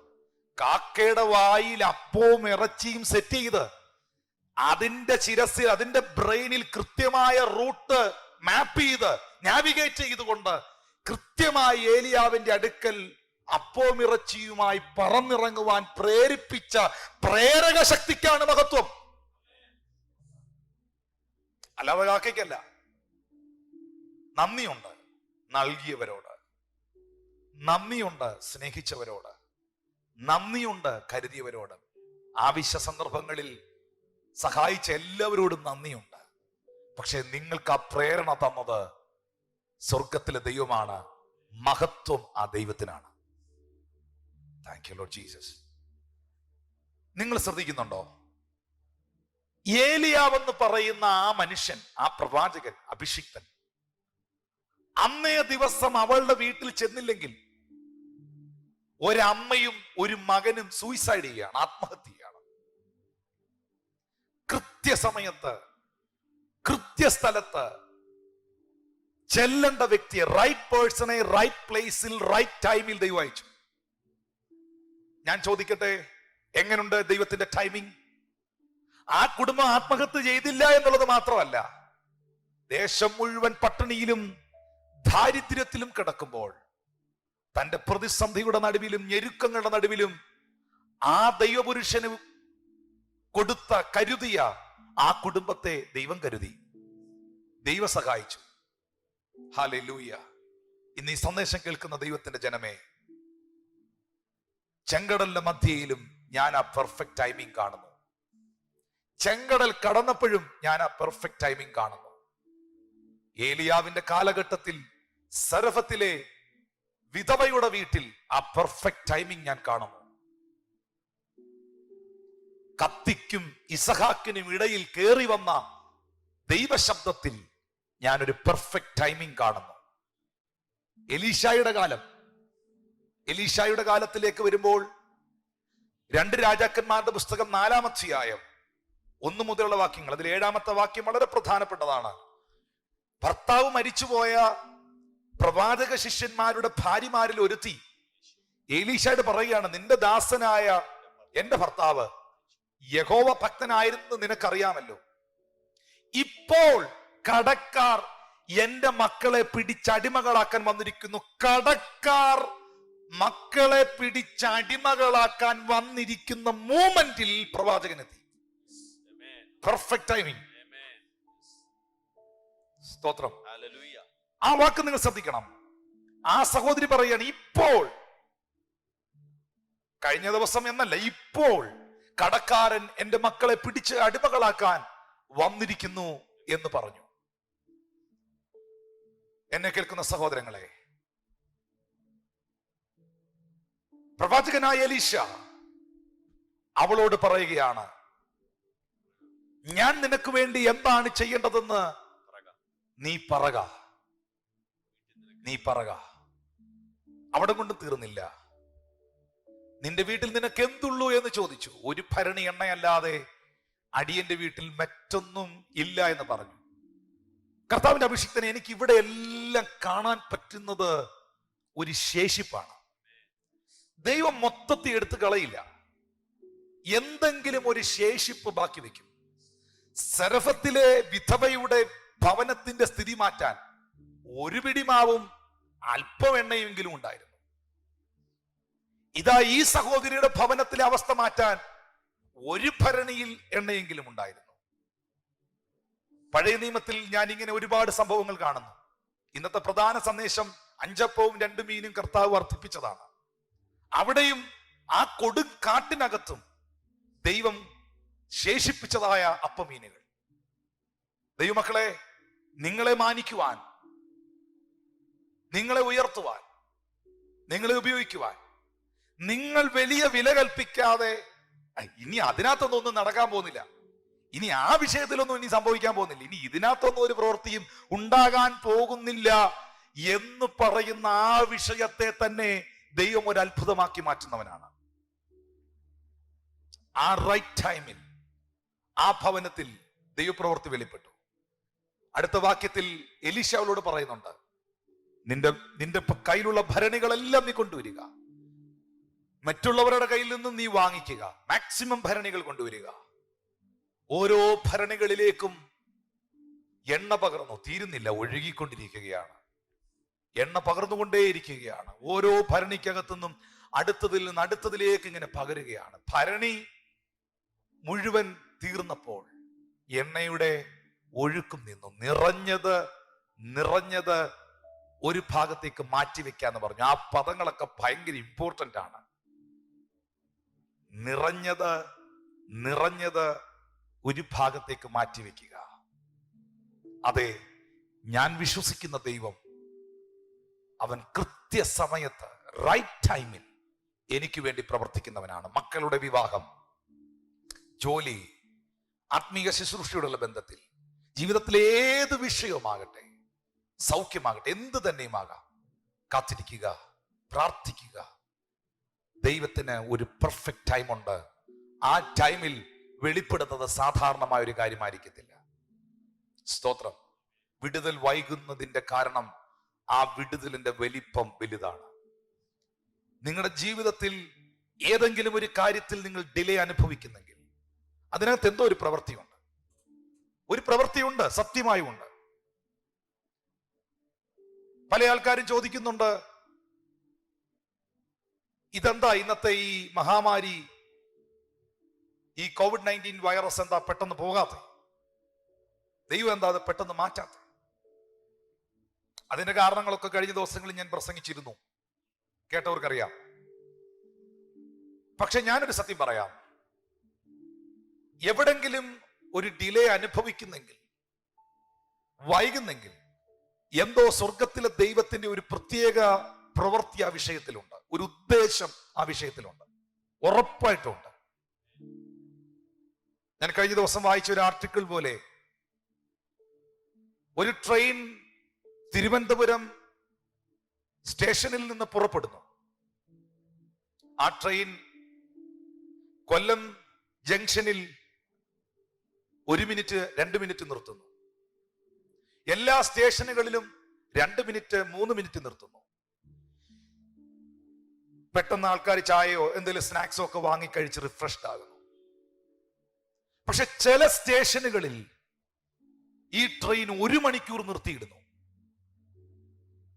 45 മിനിറ്റ് നിർത്തിയിടുന്നു. നേരത്തെ നല്ല രസം ഉണ്ടായിരുന്നു, 1 മിനിറ്റ് 2 മിനിറ്റ് നിർത്തി ഒരു ചായയൊക്കെ കുടിച്ച് പെട്ടെന്ന് എല്ലാം അങ്ങ് പോകുന്നുണ്ടായിരുന്നു. നിപ്പ വന്ന് പെട്ടെന്ന് പോയി, മറ്റേത് വന്ന് പെട്ടെന്ന് പോയി, പെട്ടെന്ന് പോകുന്നുണ്ട്. പക്ഷെ ഇപ്പൊ ഇതാ ഇങ്ങനെ ഹോൾഡ് ചെയ്ത് ഇങ്ങനെ മണിക്കൂറുകൾ ഇങ്ങനെ നിർത്തിയിട്ടിരിക്കുന്നു.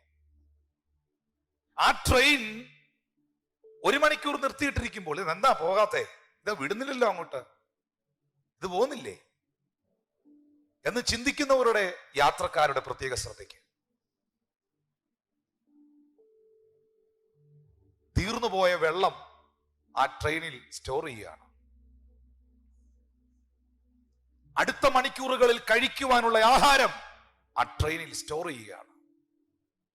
അടുത്ത ദിവസങ്ങൾക്ക്, അടുത്ത മണിക്കൂറുകൾക്ക് വേണ്ടത് ആ ട്രെയിനകത്ത് ഒരുക്കങ്ങൾ നടക്കുകയാണ്. സ്തോത്രം.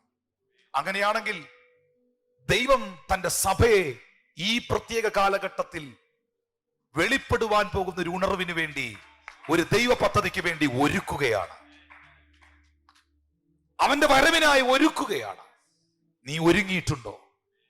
ഇപ്പോഴും വിമർശിച്ചും പരിഹസിച്ചും കുറ്റം പറഞ്ഞും പുച്ഛിച്ചും അവിശ്വസിച്ചും ജീവിതത്തെ തകർത്തു കളയാതെ മിണ്ടാതെ ഇരുന്ന് ആത്മസാന്നിധ്യം അനുഭവിച്ചുകൊണ്ട് ദൈവമുഖം അന്വേഷിച്ചുകൊണ്ട് എല്ലാ കാലത്തും ഏതു സമയത്തും എന്റെ ദൈവം എനിക്ക് നല്ലവനാണ് എന്ന വിശ്വാസത്തിലും ഉറപ്പിലും ജീവിക്കുവാൻ നിങ്ങൾക്ക് കഴിയുമോ? ഞാൻ വിഷയത്തിലേക്ക് വരട്ടെ പ്രിയപ്പെട്ടവരെ. കടക്കാർ പിടിച്ചുകൊണ്ടുപോകുവാൻ, മക്കളെ പിടിച്ചുകൊണ്ടുപോകുവാൻ നിൽക്കുന്ന റൈറ്റ് ടൈമിൽ, കൃത്യസമയത്ത് ദൈവത്തിന്റെ പ്രവൃത്തി ആ കുടുംബത്തിൽ വെളിപ്പെട്ടു. God's perfect time. പുതിയ നിയമത്തിലേക്ക് വരാം. പഴയ നിയമത്തിൽ ഒത്തിരി കാര്യങ്ങൾ ആ നിലകളിൽ പറയാനുണ്ട്. പത്രോസിന്റെ കാലഘട്ടത്തിൽ അപ്പോസ്തല പ്രവൃത്തികൾ 12-ാം അധ്യായത്തിന്റെ 1 മുതലുള്ള ഭാഗങ്ങൾ വായിക്കുമ്പോൾ ഹെരോദാ രാജാവ് യാക്കോബ് എന്ന അപ്പോസ്തലനെ കൊന്നു, സഭയെ പീഡിപ്പിച്ചു. യാക്കോബിന്റെ ശിരസ് വെട്ടി. യോഹന്നാന്റെ സഹോദരൻ യാക്കോബിനെ വാൾ കൊണ്ട് കൊന്നു എന്നാണ് എഴുതിയിരിക്കുന്നത് 12-ന്റെ 2-ാം വാക്യത്തിൽ. അത് യഹൂദന്മാർക്കെല്ലാം ഭയങ്കര പ്രസാദമായി. അത് കണ്ടുകൊണ്ട് പത്രോസിനെയും പിടിച്ചു, കാരാഗ്രഹത്തിൽ അടച്ചു. അവിടെ നമുക്ക് അതിന്റെ 6-ാമത്തെ വാക്യം വളരെ ശ്രദ്ധേയമാണ്. ഹെരോദാ രാജാവ് അവനെ ജനത്തിന്റെ മുമ്പിൽ നിർത്തുവാൻ ഭാവിച്ചതിന്റെ തലേ രാത്രിയിൽ പത്രോസ് 2 ചെങ്ങലയാൽ ബന്ധിക്കപ്പെട്ടവനായി 2 പടയാളികളുടെ നടുവിൽ ഉറങ്ങുകയായിരുന്നു. വാതിലുകൾ മുൻപിൽ കാവൽക്കാർ കാരാഗ്രഹം കാത്തുകൊണ്ട് നിന്നു. എന്നെ കേൾക്കുന്ന സഹോദരങ്ങളെ, ഇതൊന്ന് ശ്രദ്ധിക്കാമോ? തലേന്നും പിറ്റേന്നും, നമ്മൾ പറയുന്നത് തലേന്നും പിറ്റേന്നും. തലേ ദിവസം യാക്കോബിനെ കൊന്നു. ഇതാ നേരം പുലരുമ്പോൾ, സൂര്യൻ ഉദിക്കുമ്പോൾ പത്രോസിനെയും കൊല്ലാൻ പോവുകയാണ്. പിടിച്ചിട്ടുണ്ട്, ആളെ കിട്ടിയിട്ടുണ്ട്, അറസ്റ്റ് ചെയ്തിട്ടുണ്ട്, ജയിലിലിട്ടിരിക്കുകയാണ്. എന്നാൽ ഹെരോദാ രാജാവ് യഹൂദന്മാരും പത്രോസിനെ കൊല്ലാൻ പദ്ധതി ഒരുക്കിയ ആ രാത്രിയിൽ മണിക്കൂറുകളുടെ ഗ്യാപ്പിനകത്ത് ദൈവം തന്റെ ദൂതന്മാരെ കാരാഗ്രഹത്തിൽ അയച്ചു. ഓ ഹല്ലേലൂയ! പെർഫെക്റ്റ് ടൈമിംഗ് ആണത്, പെർഫെക്റ്റ് ടൈമിംഗ് ആണത്. അവിടെ എനിക്ക് ഈ ഒരു ഭാഗത്തിൽ എഴുതിയിരിക്കുന്നതിൽ ഏറ്റവും ശ്രദ്ധേയമായ ഒരു വാക്കുണ്ട്. ആ വാക്ക് അതിന്റെ 11-ാമത്തെ വചനമാണ്. ഭയങ്കരമായ ഒരു പദം അതിൽ എഴുതിയിട്ടുണ്ട്. പത്രോസിന് സുബോധം വന്നിട്ട് കർത്താവ് തന്റെ ദൂതനെ അയച്ച് ഹെരോദാവിന്റെ കയ്യിൽ നിന്നും യഹൂദാ ജനത്തിന്റെ സകല പ്രതീക്ഷയിൽ നിന്നും എന്നെ വിടുവിച്ചു എന്ന് ഞാനിപ്പോൾ വാസ്തവമായി അറിയുന്നു. ശത്രുവിന്റെ പ്രതീക്ഷകളെ ഇല്ലാതാക്കുന്ന ദൈവം, ദുഷ്ടന്റെ പ്രതീക്ഷകളെ തകർത്ത് കളയുന്ന ദൈവം. ഈ വാക്യമൊക്കെ നിങ്ങൾ ആ ചാറ്റിനകത്തോ നോട്ടിഫിക്കേഷൻ അതിനകത്തൊക്കെ ഇട്ടാൽ ആൾക്കാർക്കൊന്ന് കാണാം. ആ പദം അവിടെ വ്യക്തമായി എഴുതിയിട്ടുണ്ട്. യഹൂദ ജനത്തിന്റെ സകല പ്രതീക്ഷയിൽ നിന്നും എന്നെ വിടുവിച്ചു. അതെ, ദുഷ്ടൻ, ശത്രു, അസൂയക്കാരൻ, പരിഹാസി പ്രതീക്ഷിക്കുന്ന പ്രതീക്ഷകൾക്കൊത്ത് ചുവടുവെക്കുന്നവനല്ല ദൈവം. തന്റെ ജനത്തിന്റെ പ്രതീക്ഷകൾക്കൊത്ത്, പ്രാർത്ഥനയ്ക്കൊത്ത് ചുവടുവെക്കുന്നവനാണ് ദൈവം. അത്ര ശക്തമേറിയൊരു പദമാണ്. ദൈവത്തിന്റെ പെർഫെക്റ്റ് ടൈം വെളിപ്പെടുമ്പോൾ നിന്നെ കുറിച്ച് മനുഷ്യൻ പ്രതീക്ഷിച്ച, ചിന്തിച്ച സകല പ്രതീക്ഷകളും ഒട്ടഞ്ഞു പോകും. ദൈവത്തിന്റെ പെർഫെക്റ്റ് ടൈമിൽ, ദൈവത്തിന്റെ കൃത്യമായ ടൈമിൽ ദൈവം നിന്നെ കുറിച്ച് പ്രതീക്ഷിച്ച പ്രതീക്ഷകൾക്കൊത്തവണ്ണം നീ കയറി വരും. God's perfect time. അവൻ തക്ക സമയത്ത് നിങ്ങളെ ഉയർത്തേണ്ടതിന് ചില മണിക്കൂറുകളിലൂടെ കഴിഞ്ഞിരുന്നെങ്കിൽ യാക്കോബിന്റെ ശിരസ് പോയ അതേ സ്ഥാനത്ത് പത്രോസിന്റെ കഴുത്തും വെട്ടി പത്രോസ് അവസാനിക്കുമായിരുന്നു. പക്ഷേ the right time of God, ദൈവത്തിന്റെ കൃത്യമായ സമയം. ഹല്ലേലൂയ! യഹൂദ ജനത്തിന്റെ സകല പ്രതീക്ഷകളിൽ നിന്നും ദൈവം വിടുവിച്ചു. മക്കളെ, സഹോദര സഹോദരി, ദൈവ പൈതലെ, വിശ്വാസിയെ, മനുഷ്യന്റെ പ്രതീക്ഷകൾക്കൊത്തല്ല നമ്മൾ കയറി വരേണ്ടത്, ദൈവത്തിന്റെ പ്രതീക്ഷകൾക്കൊത്താണ്. മനുഷ്യൻ നിങ്ങളെക്കുറിച്ച് പ്രതീക്ഷിക്കുന്നത് ഒരിക്കലും നല്ല കാര്യമാണെന്ന് എനിക്ക് തോന്നുന്നില്ല. അവരെന്തോ പ്രതീക്ഷിക്കട്ടെ, അവരെന്തോ പറയട്ടെ, അവരെന്തോ ചിന്തിക്കട്ടെ, അതൊന്നും നമ്മുടെ വിഷയമല്ല. പക്ഷെ നമ്മുടെ അകത്ത് എപ്പോഴും ഒരു ബോധ്യം ഉണ്ടായിരിക്കണം, ഞാൻ ദൈവത്തിന്റെ കരങ്ങളിലാണ്, ഞാൻ ദൈവത്തിന്റെ ദാസനാണ്, ഞാൻ ദൈവത്തിന്റെ ദാസിയാണ്. ഞാൻ ആരെ വിശ്വസിച്ചിരിക്കുന്നു എന്ന് ഞാൻ അറിയുന്നു, അവൻ എന്റെ ഉപനദിയാണ്. ദുഷ്ടൻ പ്രതീക്ഷിക്കുന്ന പ്രതീക്ഷകൾക്ക് ഒത്തവണ്ണം അവന്റെ മുമ്പിലേക്ക് എന്റെ ദൈവം എന്നെ വലിച്ചെറിയില്ല. സിംഹത്തിന്റെ കുഴിയിൽ ഞാൻ കിടക്കുമ്പോഴും, സിംഹം വാ തുറന്ന് എന്നെ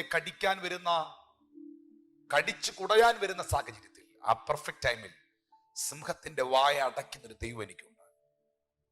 ആ കൃത്യസമയം ഇസ്രായേൽ ജനം മുഴുവൻ ഉറ്റുനോക്കുന്ന ഒരു പെർഫെക്റ്റ് ടൈമിംഗ് ഉണ്ടായിരുന്നു ദാവീദിന്റെ കാലത്ത്. അത് ഗോലിയാത്ത് വെല്ലുവിളിച്ച സമയമാണ്. ദാവീദിന്റെ ദൈവം ആരെന്ന് ദാവീദിന് തെളിയിക്കുവാൻ, ദാവീദിന്റെ മേൽ പകർന്നിരിക്കുന്ന അഭിഷേകം എന്തെന്ന് ദൈവത്തിന് പ്രൂവ് ചെയ്യാൻ ദൈവം വെച്ച ഒരു perfect time.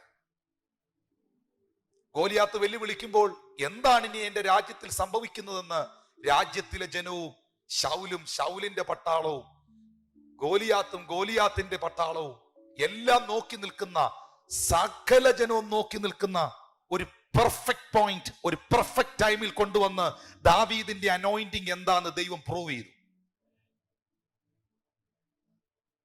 Thank you, Lord Jesus. I believe that God. I believe in Him. I trust in Him. Thank you, Lord Jesus. Praise God.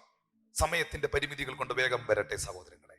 ഒന്ന്, ദൈവത്തിന്റെ പെർഫെക്റ്റ് ടൈമിംഗ് ആണ്. രണ്ടാമതായിട്ട് നമ്മൾ ഇന്ന് വായിച്ച വാക്യത്തിനകത്ത് അതിന്റെ 7ാമത്തെ വാക്യം, അവൻ നിങ്ങൾക്കായി കരുതുന്നവനാകയാൽ. നമ്മൾ ഇതുവരെ കേട്ടത് അവന്റെ തക്ക സമയം, ഡ്യൂ ടൈം, റൈറ്റ് ടൈം എന്ന വിഷയമാണ്. അവൻ നിങ്ങൾക്കായി കരുതുന്നവനാകയാൽ നിങ്ങളുടെ സകല ചിന്താകുലവും അവന്റെ മേൽ ഇട്ടുകൊള്ളുവീൻ. Hallelujah. God cares for you. ദൈവം നിങ്ങളെ കരുതും. സ്വന്തമായി എന്ന് പറയാമോ? ആ കരുനെഞ്ചോട് ചേർത്ത് പറയാമോ? അധരം തുറന്ന് പറയാമോ? ദൈവം എന്നെ കെയർ ചെയ്യും, ദൈവം എന്നെ കരുതും.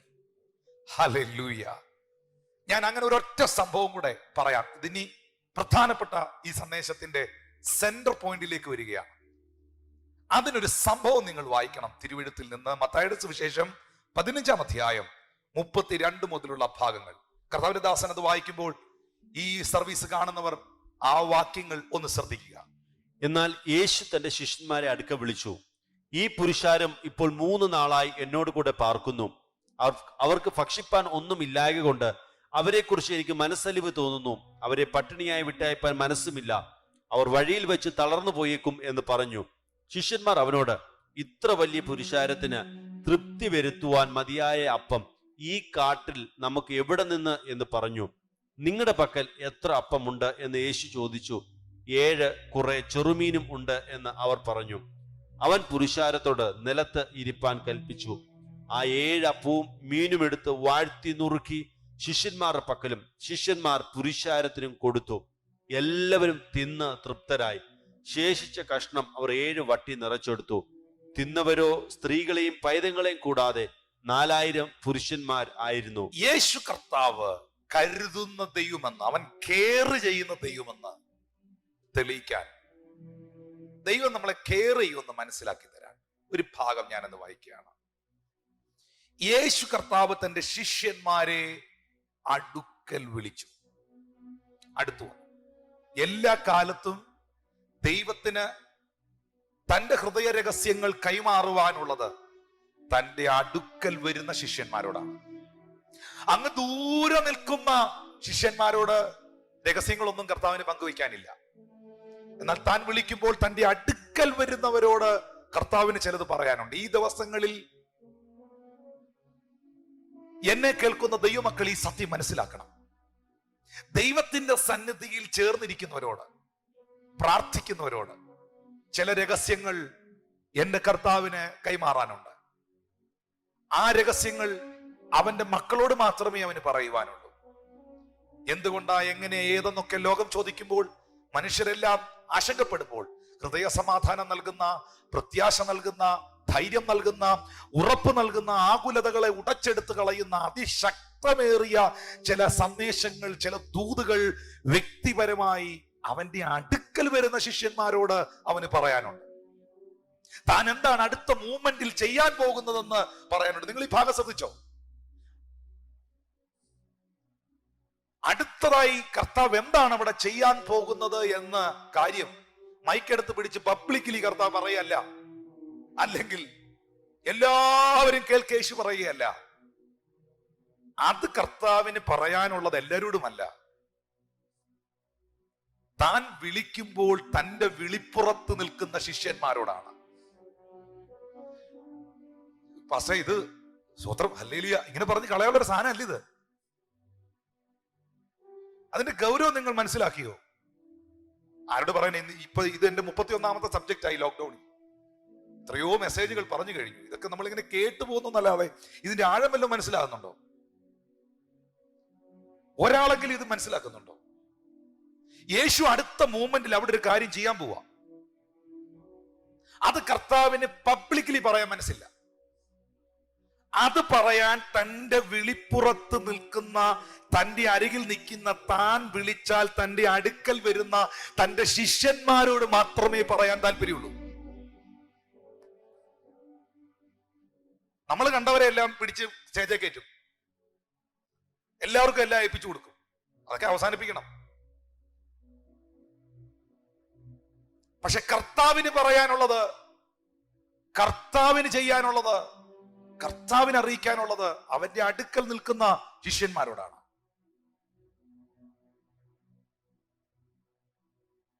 ഈ പുരുഷാരം ഇപ്പോൾ 3 നാളായി എന്നോടുകൂടെ പാർക്കുന്നു. അവർക്ക് ഭക്ഷിക്കുവാൻ ഒന്നുമില്ലായക കൊണ്ട് അവരെ കുറിച്ച് എനിക്ക് മനസ്സിലിവ് തോന്നുന്നു. അവർ വഴിയിൽ നിങ്ങൾ എത്ര തവണ കണ്ടു? അവർ അവർ അവർ ആരാണ് അവർ? ആരെ കുറിച്ചാണ് കർത്താവിന് മനസ്സിലിവുള്ളത്? ആര് വഴിയിൽ വെച്ച് തളർന്നു പോകാതിരിക്കണം എന്നുള്ളതാണ് ദൈവം ആഗ്രഹിക്കുന്നത്. ഈ പുരുഷാരം 3 നാളായി എന്റെ കൂടെ പാർക്കുന്നു. ഞാൻ ആരെയാണ് കരുതുന്നത്? സ്തോത്രം. ദൈവമക്കളെ, ഈ ഒരു കാര്യം വിശ്വാസികളെന്ന് അനുമാനിക്കുന്നവരെങ്കിലും ഒന്ന് തിരിച്ചറിയണം. ദൈവം എല്ലാവരെയും കരുതാൻ താല്പര്യപ്പെടുന്നില്ല. അവന്റെ ബലമുള്ള കൈക്കീഴിൽ താണിരിക്കുന്നവൻ ഉയരുമെന്നാണ് എഴുതിയിരിക്കുന്നത്. എല്ലാവരും ഉയരുമെന്നൊന്നും വേദോസ്തി പറഞ്ഞിട്ടില്ല. വഴിയെ പോകുന്ന എല്ലാരെയും വിളിച്ച് വരുവിൻ വരുവിൻ വരുവിൻ, ഞാൻ കരുതാൻ പോവാ, അല്ലല്ല. യോഹന്നാൻ 6:37, പിതാവ് എനിക്ക് തരുന്നതൊക്കെയും എന്റെ അടുക്കൽ വരുന്നു, എന്റെ അടുക്കൽ വരുന്നവനെ ഞാൻ ഒരു നാളും തള്ളിക്കളയുകയില്ല. എന്റെ കയ്യിലിരിക്കുന്ന ആടുകളെ ആരും പിടിച്ചു പറിക്കുകയില്ല. അത്യുന്നതന്റെ ചിറകിന്റെ മറവിലും സർവശക്തന്റെ നിഴലിൻ കീഴിലും പാർക്കുന്നവനെ കുറിച്ച്, യഹോവേ നീ എന്റെ സങ്കേതവും നീ എന്റെ കോട്ടയും, ഞാൻ ആശ്രയിക്കുന്ന എന്റെ ദൈവമാകുന്നു. അവൻ നിന്നെ വേട്ടക്കാരന്റെ കടിയിൽ നിന്നും നാശകരമായ മഹാമാരിയിൽ നിന്ന് വിടുവിക്കും. ആരെ? അത്യുന്നതന്റെ ചിറകിന്റെ മറവിലും സർവശക്തന്റെ നിഴലിൻ കീഴിലും പാർക്കുന്നവൻ.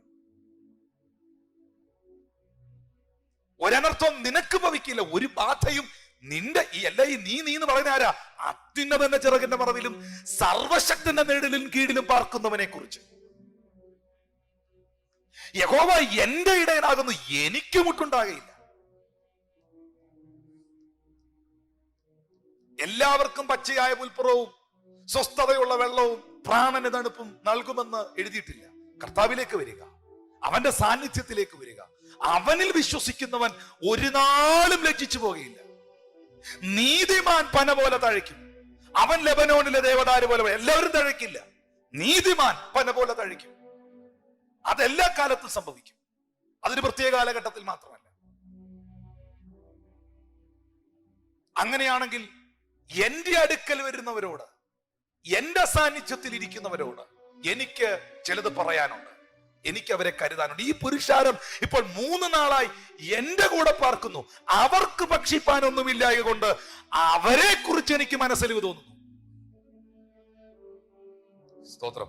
ഒന്നാമതായി പെട്ടെന്ന് ഞാൻ പറയാൻ ആഗ്രഹിക്കുന്നു. ഒന്നാമതായി കർത്താവിന് പ്രവർത്തിക്കാൻ ഉള്ള രഹസ്യം കർത്താവ് അറിയിക്കുന്നത് തന്റെ വിളി കേൾക്കുവാൻ വിളിപ്പുറത്ത് നിൽക്കുന്ന തന്റെ ശിഷ്യന്മാരോടാണ്. സ്തോത്രം. 2, കർത്താവ് കരുതുന്നത് തന്റെ കൂടെ പാർക്കുന്നവരെയാണ്. 3, തന്റെ ജനത്തിന്റെ അടുത്ത മണിക്കൂറുകളെ അവൻ അറിയുന്നു. അവർ വഴിയിൽ വെച്ച് തളർന്നു പോയേക്കുമെന്ന് പറഞ്ഞു. നിങ്ങൾ ശ്രദ്ധിച്ചോ? ഇവിടെ ഇപ്പോൾ ഇരിക്കുന്ന ജനം ഇവിടുന്ന് പുറപ്പെട്ട് അവർ യാത്ര ചെയ്യുമ്പോൾ അടുത്ത മണിക്കൂറുകളിൽ, അടുത്ത മൂമെന്റുകളിൽ അവരിൽ സംഭവിക്കുവാൻ ഉള്ള കാര്യത്തെക്കുറിച്ച് അവിടെ നിന്നുകൊണ്ട് കർത്താവ് പ്രസ്താവിക്കുകയാണ്. അപ്പം ഇവിടെ മനസ്സിലാക്കേണ്ട കാര്യം, ഇന്നലകളിൽ എന്നോടൊപ്പം ഉണ്ടായിരുന്ന എന്റെ ജനം ഇന്ന് അവരുടെ അവസ്ഥയെ ഞാൻ മനസ്സിലാക്കുന്നു. ഇന്ന് അവരുടെ അവസ്ഥകൾക്ക് വേണ്ടി ഞാൻ പ്രവർത്തിച്ചില്ലെങ്കിൽ നാളുകളിൽ അവർ തളരാനുള്ള സാധ്യതയുണ്ട്. എത്ര കരുതലാണിത്! അവർ വഴിയിൽ വെച്ച്, ഇവിടെ വെച്ച് തളർന്നെല്ലാം കൂടെ വീഴുമെന്നല്ല പറഞ്ഞിരിക്കുന്നത്, അവർ വഴിയിൽ വെച്ച് തളർന്നു പോയേക്കുമെന്ന് പറഞ്ഞു. കാരണം എന്റെ സാന്നിധ്യത്തിൽ നിന്ന്, എന്റെ അരികിൽ നിന്ന് അവർ മടങ്ങി യോഗം കഴിഞ്ഞ് അവരുടെ വീട്ടിലേക്ക് പോകുന്ന വഴിക്ക് അവർക്ക് ക്ഷീണം ഉണ്ടാകാൻ സാധ്യതയുണ്ട്.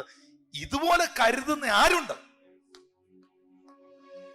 ഇങ്ങനെ ചിന്തിക്കുന്ന ആരുണ്ട്? എല്ലാരും എന്റെ യോഗത്തിൽ വന്നു, ആളൊക്കെ ഉണ്ടായിരുന്നു, സ്വോത്രം, യോഗം വിജയിച്ചു, നിങ്ങൾ പൊക്കോ. അങ്ങനെയല്ല. എന്റെ ഇന്നത്തെ മലയാളി സമൂഹം മനുഷ്യൻ ഇതല്ലേ? എന്റെ കാര്യം നടന്നു, എന്റെ കാര്യം കഴിഞ്ഞു, ഓക്കെ, എന്റെ കാര്യം ഓക്കെ ആയി, നീ എന്തോ ആയിക്കോ. ഇതല്ല യേശു. ഇതല്ല യേശു. നിന്റെ ഇന്നലകളിൽ അവൻ നിനക്ക് നല്ലവനാണ്. നിന്റെ ഇന്നിൽ അവൻ നിനക്ക് കർത്താവാണ്. നിന്റെ നാളുകളിൽ അവൻ നിന്നെ കരുതുന്നവനാണ്. ഹല്ലേലൂയ! എത്ര പേർക്ക് അത് ഏറ്റെടുക്കാനായി കഴിയുന്നു സഹോദരങ്ങളെ? നമ്മുടെ ഇന്നിനെ മാത്രമേ നാം അറിയുന്നുള്ളൂ, നമ്മുടെ ഇന്നലകളെ മാത്രമേ നാം അറിയുന്നുള്ളൂ. പക്ഷെ നമ്മുടെ നാളുകളെ അറിയുന്നൊരു ദൈവം നമുക്കുണ്ട്. ഉറപ്പായിട്ടും വിശ്വസിച്ചോ, ഇന്നലകളിൽ എന്നെ കരുതിയവൻ, ഇന്നെന്നെ നിർത്തിയവൻ നാളെയും എന്റെ ദൈവമാണ്. ജീസസ്. തന്റെ അരികിൽ വരുന്ന തന്റെ ജനം തളരാൻ അവൻ അനുവദിക്കത്തില്ല. മകളെ, മകനെ, സഹോദര, സഹോദരി, നീ വഴിത്താരയിൽ തളർന്നു വീഴാൻ ദൈവം അനുവദിക്കത്തില്ല. ഈ ദൂത് ഏറ്റെടുക്കുന്നവർക്കായി ഞാൻ ദൈവത്തെ സ്തുതിക്കുന്നു. നീ വഴിത്താരകളിൽ തളർന്നു പോകാൻ എന്റെ കർത്താവ് സമ്മതിക്കത്തില്ല. ഹല്ലേലൂയ! ശിഷ്യന്മാർ അവനോട്, പെട്ടെന്ന് ശിഷ്യന്മാർ കർത്താവിനോട് പറയാണ്, ഇത്ര വലിയ പുരുഷാരത്തിന് തൃപ്തി വരുത്തുവാൻ മതിയായ അപ്പം ഈ കാട്ടിൽ നമുക്ക് എവിടെ നിന്ന്? ഇനി ഇവിടെ ഒരു ഇന്നത്തെ ഈ കാലഘട്ടവുമായി ബന്ധപ്പെട്ടൊരു ദൈവിക ആലോചനയുണ്ട്. ശിഷ്യന്മാർ, അവർക്ക് മനസ്സിലായി ഈ ജനത്തിന് അപ്പം കൊടുക്കണം, അവരെ പോഷിപ്പിക്കണം. യേശു പറഞ്ഞത് ശരിയാണ്, അവർ വഴി തളർന്നു പോകാൻ സാധ്യതയുണ്ട്, എല്ലാം കറക്റ്റാണ്. പക്ഷേ കർത്താവേ, സാഹചര്യം കണ്ടോ? ഇതാ സാഹചര്യം. ഇത് കാടാണ്, ഇവിടെ ബ്രെഡ് കിട്ടില്ല, ഇവിടെ വനമാണ്, അപ്പം മേടിക്കാൻ പോകാൻ പറ്റില്ല, ഇവിടെ കുക്കിംഗ് ചെയ്യാൻ ഒന്നും നടക്കാത്ത സാഹചര്യമാണ്. ഒന്നും നടക്കാത്ത സാഹചര്യം. സാഹചര്യത്തെ കണ്ടുകൊണ്ട് ദൈവത്തെ വിധിക്കുന്ന മനുഷ്യനെ അവിടെ കാണാം. ഇത്രയൊക്കെ ഉള്ളു ദൈവം, ഇത്രയൊക്കെ ഉള്ളു ദൈവം. കുഞ്ഞേ, നിന്റെ കുഞ്ഞ് ബ്രെയിനിനകത്ത്, ചിന്തയ്ക്കകത്ത് മേലോട്ട് വലിച്ചിട്ട് കീഴോട്ട് പോയില്ലെങ്കിൽ നിന്റെ കൊച്ചു മൂക്കിന്റെ ശ്വാസത്തിനകത്ത് ഒതുങ്ങുന്നവനല്ല കുഞ്ഞേ ഈ ദൈവം. ഈ ദൈവം സർവശക്തനാ, ഈ ദൈവം സർവവ്യാപിയാ, ഈ ദൈവം സർവജ്ഞാനിയാ. അവനൊപ്പം പറയാൻ ആരുമില്ല, എന്റെ കർത്താവിനെ പോലെ ആരുമില്ല. ഏതു സാഹചര്യത്തിലും അവൻ എന്റെ കർത്താവാണ്. ഏത് പ്രതിസന്ധികളിലും അവൻ എന്റെ ദൈവമാണ്. ഏത് വെല്ലുവിളികളിലും അവൻ എന്റെ രക്ഷകനും നാഥനുമാണ്. Praise the Lord. നോക്കിയേ, ഇത്ര വലിയ പുരുഷാരത്തിന് തൃപ്തി വരുത്താൻ മതിയായ അപ്പം ഈ കാട്ടിൽ നമുക്ക് എവിടെ നിന്നെന്ന് പറഞ്ഞു. ഇതാരെ ചോദിക്കുന്നതെന്ന് അറിയാവോ? നമ്മൾ വായിച്ച കുറിവാക്യം ഏതാ? നമ്മളിപ്പോ വായിച്ച കുറിവാക്യം മത്തായിയുടെ സുവിശേഷം 15-ാം അധ്യായം 32-ാം വാക്യത്തിലല്ലേ ഇത് വായിച്ചത്? ഇതേ 15-ാം അധ്യായത്തിന്റെ 29, 30, 31 കഴിഞ്ഞാണല്ലോ 32. അതൊന്ന് വായിച്ചേ. തൊട്ടു ഈ കാട്ടിലോട്ട് വരുന്നതിന് മുമ്പ് ഉണ്ടായ സംഭവം ഒന്ന് വായിച്ചേ.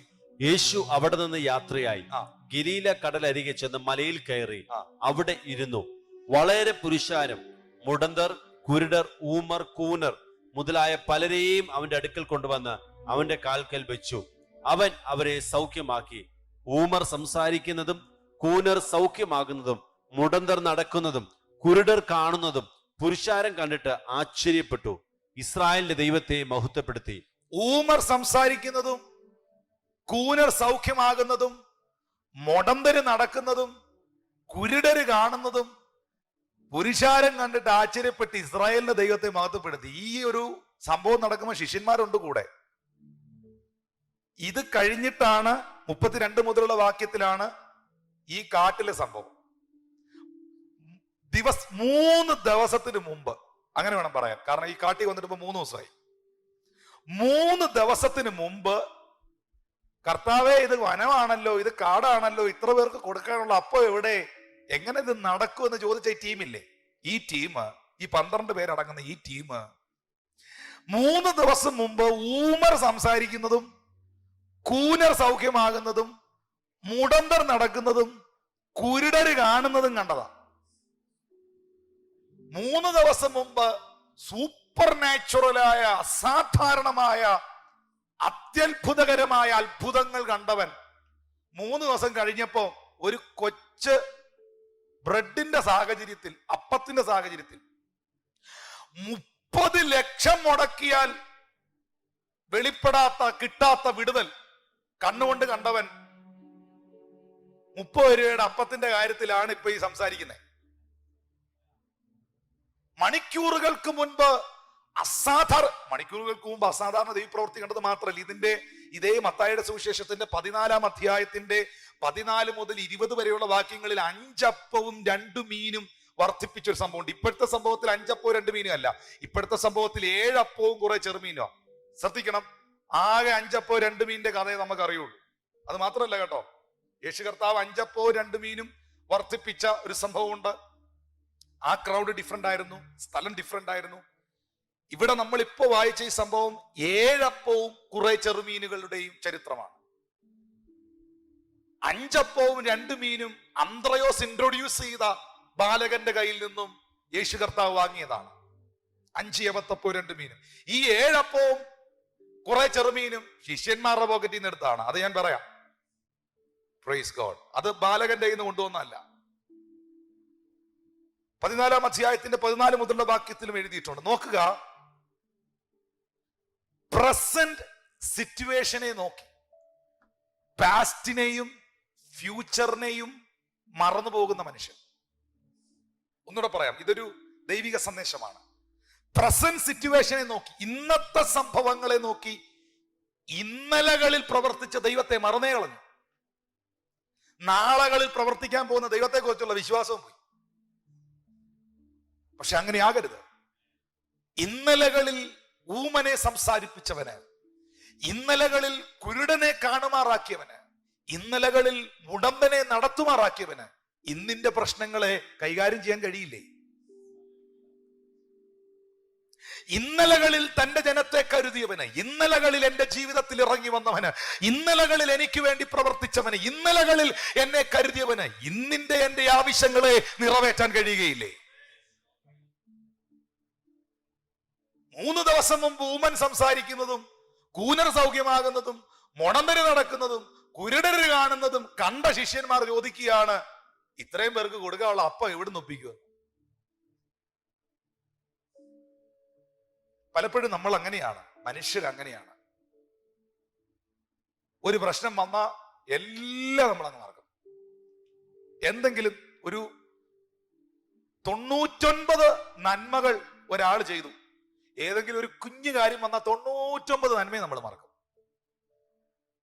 മറക്കരുത്. ഇന്നലകളിൽ നിങ്ങളുടെ ജീവിതത്തിൽ ഇതിനേക്കാൾ വലിയ വിഷയങ്ങളുടെ നടുവിൽ കരുതിയ പ്രവർത്തിച്ച കർത്താവിന് ഇപ്പോഴത്തെ ഈ സാഹചര്യത്തിലും പ്രവർത്തിക്കുവാൻ കഴിയുമെന്ന് പരിശുദ്ധാത്മാവ് അറിയിക്കുകയാണ്. Thank you Lord Jesus. Hallelujah. ഉടനെ ശിഷ്യന്മാരോട് കർത്താവ് ചോദിക്കുകയാണ്, ഇത് ചോദിച്ചവരോട് യേശു ചോദിക്കുകയാണ്.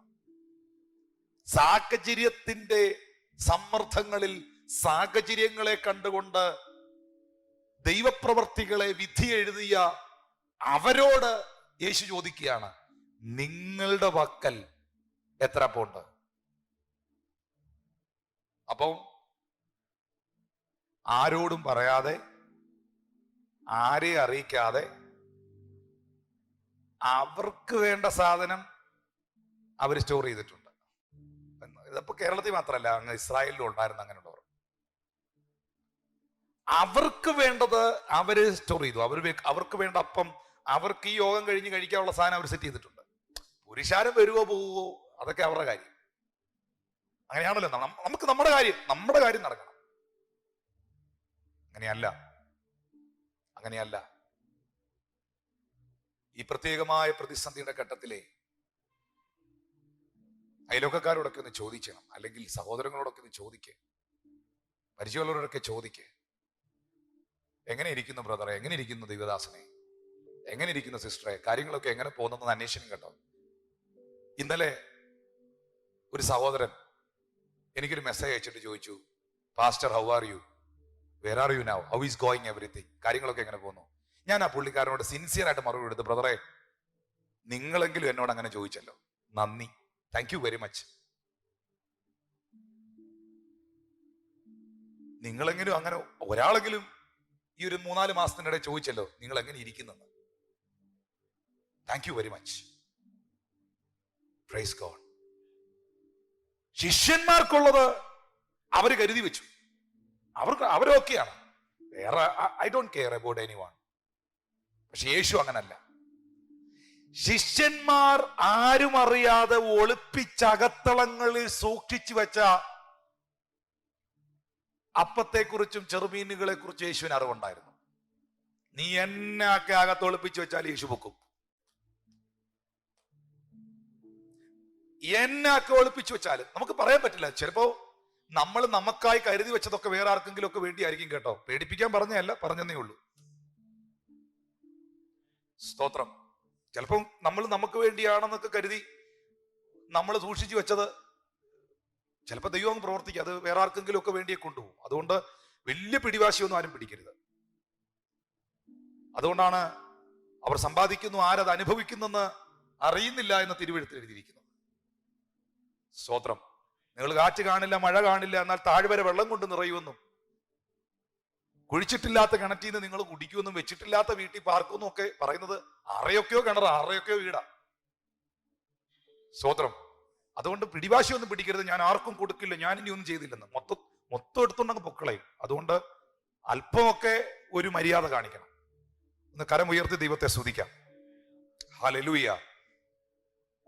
നിങ്ങളുടെ പക്കൽ എത്ര അപ്പമുണ്ടെന്ന് ചോദിച്ചു. 7 കുറെ ചെറുമീനുമുണ്ട് എന്ന് അവർ പറഞ്ഞു. അവിടെ ഉണ്ടായിരുന്ന ഒരു ശേഷിപ്പ്. സ്തോത്രം, സ്തോത്രം, സ്തോത്രം. ഇനി ഞാൻ ഇതിൽ നിന്നൊരു ഭാഗം കാണിച്ചു തരികയാണ്. ഈ ശിഷ്യന്മാരുടെ പക്കലിരുന്ന അപ്പം മീനുകൾക്ക് 3 ദിവസത്തെ പഴക്കമുണ്ട്. കാരണം ഇവർ ഈ കാട്ടി വന്നിട്ട് 3 ദിവസമായിരിക്കുന്നു, 3 days ആയി. അപ്പൊ അതിന്റെ ആ ഒരു ഫ്രഷ്നെസ് അങ്ങ് പോയിട്ടുണ്ട്, അല്ലേ? ശരിയല്ലേ? 2-3 ദിവസമായ അപ്പവും മീനും ആ ഒരു ഫ്രഷ്നെസ് ഉണ്ടാകത്തില്ല. അതും ഇങ്ങനൊരു കാട്ടിൽ. ഇന്നത്തെ പോലെ ഫ്രിഡ്ജില്ല, അതിനെ തണുപ്പിക്കാനുള്ള, ശീതീകരിക്കാനുള്ള ഒരു സാഹചര്യങ്ങളും ഇല്ല. അത് അല്പമൊക്കെ എന്റെ ഫ്രഷ്നെസ് പോയി അത് കേടാകാൻ ചിലപ്പോൾ സാധ്യത കാണും. അപ്പം മീനും അല്ലേ? ശേഷി കർത്താവ് ചോദിക്കുന്നു, നിങ്ങളുടെ പക്കൽ എത്തുന്നുണ്ട്? ശിഷ്യന്മാർ പറഞ്ഞു, കർത്താവെ, സിൻസിയറായിട്ട് അതിനെങ്കിലും പറഞ്ഞു അവര്, 7 അപ്പവും കുറച്ച് ചെറുമീനും ഉണ്ട് എന്ന് പറഞ്ഞു. ഞാൻ ഈ മെസ്സേജ് പ്രിപ്പയർ ചെയ്യുന്ന സമയത്ത് എൻ്റെ കുഞ്ഞുങ്ങൾ എൻ്റെ അടുക്കൽ വന്നു, എൻ്റെ മക്കളുമാർ എൻ്റെ അടുക്കൽ വന്നു. ഞാൻ പറഞ്ഞു, ഞാൻ ഈ മെസ്സേജാ ഇന്ന് പ്രസംഗിക്കാൻ പോകുന്നത്. അപ്പോൾ അത് കേട്ടോണ്ട് പിള്ളേര് ഒരു ബൈൻഡ് ഒക്കെ വെട്ടി ജെരമേയും നെഹമ്യയും 7 അപ്പവും കുറച്ച് ചെറുമീനും ഒക്കെ ഒരു ബാസ്ക്കറ്റിലാക്കി. ഇന്ന് രാവിലെ യോഗത്തിന് മുമ്പ് കണ്ടോ, ഇതാ ഇന്ന് ചാച്ച പ്രസംഗിക്കാൻ പോകുന്നതെന്ന് പറഞ്ഞു. അവരുണ്ടാക്കി തന്നതായിരിക്കും. ശിഷ്യന്മാരോട് ചോദിച്ചു, എന്തുണ്ട് പക്കൽ? 7 അപ്പവും കുറെ ചെറുമീനും ഉണ്ട് എന്ന് പറഞ്ഞു. Hallelujah, praise God. യേശു പറഞ്ഞു, അത് എന്റെ പക്കൽ തരിക. നിങ്ങൾക്കറിയാമോ, ഒരു ചരിത്ര സംഭവം ഞാൻ ഇതിനകത്ത് നിന്ന് വ്യക്തമാക്കുകയാണ്. ഈ അപ്പവും ഈ മീനും ഭക്ഷിച്ചിട്ട് പോയവർ പിന്നത്തേതിൽ, അത് വായിപ്പിക്കാൻ നേരെയില്ല, അവർ കടല് കടന്ന് പിന്നത്തേതിൽ അവർ കവർഹോമിലെത്തി. എന്തിനാ അവര് കടല് കടന്ന് കവർഹോമി വന്നേന്നറിയാം? യേശു പറഞ്ഞു, നിങ്ങളാരും വിശ്വസിച്ചത് കൊണ്ടൊന്നുമല്ല എന്റെ അടുക്കൽ വന്നത്, അപ്പവും മീനും ഭക്ഷിച്ചത് കൊണ്ടത്രേ എന്റെ അടുക്കൽ വന്നത്. അപ്പം ഫ്രഷ്നെസ് നഷ്ടപ്പെട്ട 3 ദിവസം പഴക്കമുള്ള അപ്പവും മീനും യേശു കർത്താവ് എടുത്തപ്പോൾ അത് ഏറ്റവും ശ്രേഷ്ഠമായി മാറി, ഏറ്റവും രുചികരമായി മാറി. എന്ന് പറഞ്ഞാൽ കളയാൻ വെച്ചതാണെങ്കിലും ഉപേക്ഷിക്കാൻ വെച്ചതാണ്, ഇനി അത് യൂസ് ചെയ്യാൻ കൊള്ളില്ല. അതിന്റെ മണവും ഗുണവും രുചിയും ഒക്കെ നഷ്ടപ്പെട്ടത്, പഴകിപ്പോയി, അത് യൂസ്ലെസ് ആണ്, ഇനി അത് കളയാനേ കൊള്ളൂ, കേടുവന്നു പോയി എന്ന് പറഞ്ഞ് ഉപേക്ഷിക്കാൻ വെച്ചതിലും യേശു തൊട്ടാൽ അത് ഫ്രഷ് ആകും. യേശു അതിന്റെ മേൽ കൈവച്ചാൽ അത് ശ്രേഷ്ഠമാകും. അത്രയും രുചിയുള്ള ഒരു സാധനം പിന്നെ ഉലകത്തിൽ ഉണ്ടായില്ല. നമ്മുടെ ജീവിതമല്ലേ അത്? ഈ പറഞ്ഞത് നമ്മുടെ ജീവിതമല്ലേ?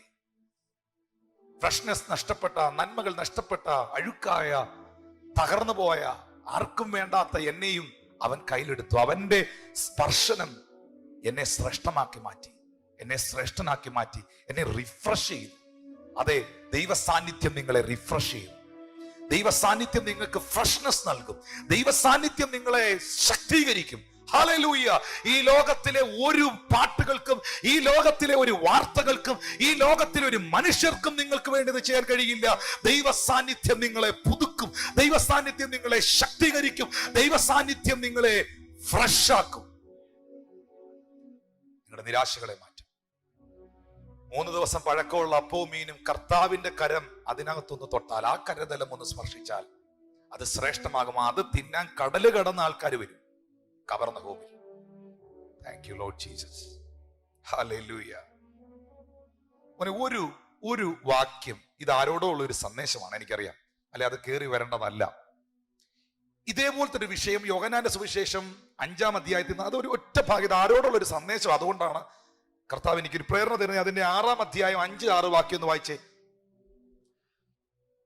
യേശു വലിയൊരു പുരുഷാരം തന്റെ അടുക്കൽ വരുന്നത് കണ്ടിട്ട് ഫിലിപ്പോസിനോട്, ഇവർക്ക് തിന്നുവാൻ നാം എവിടെ നിന്ന് അപ്പം വാങ്ങും എന്ന് ചോദിച്ചു.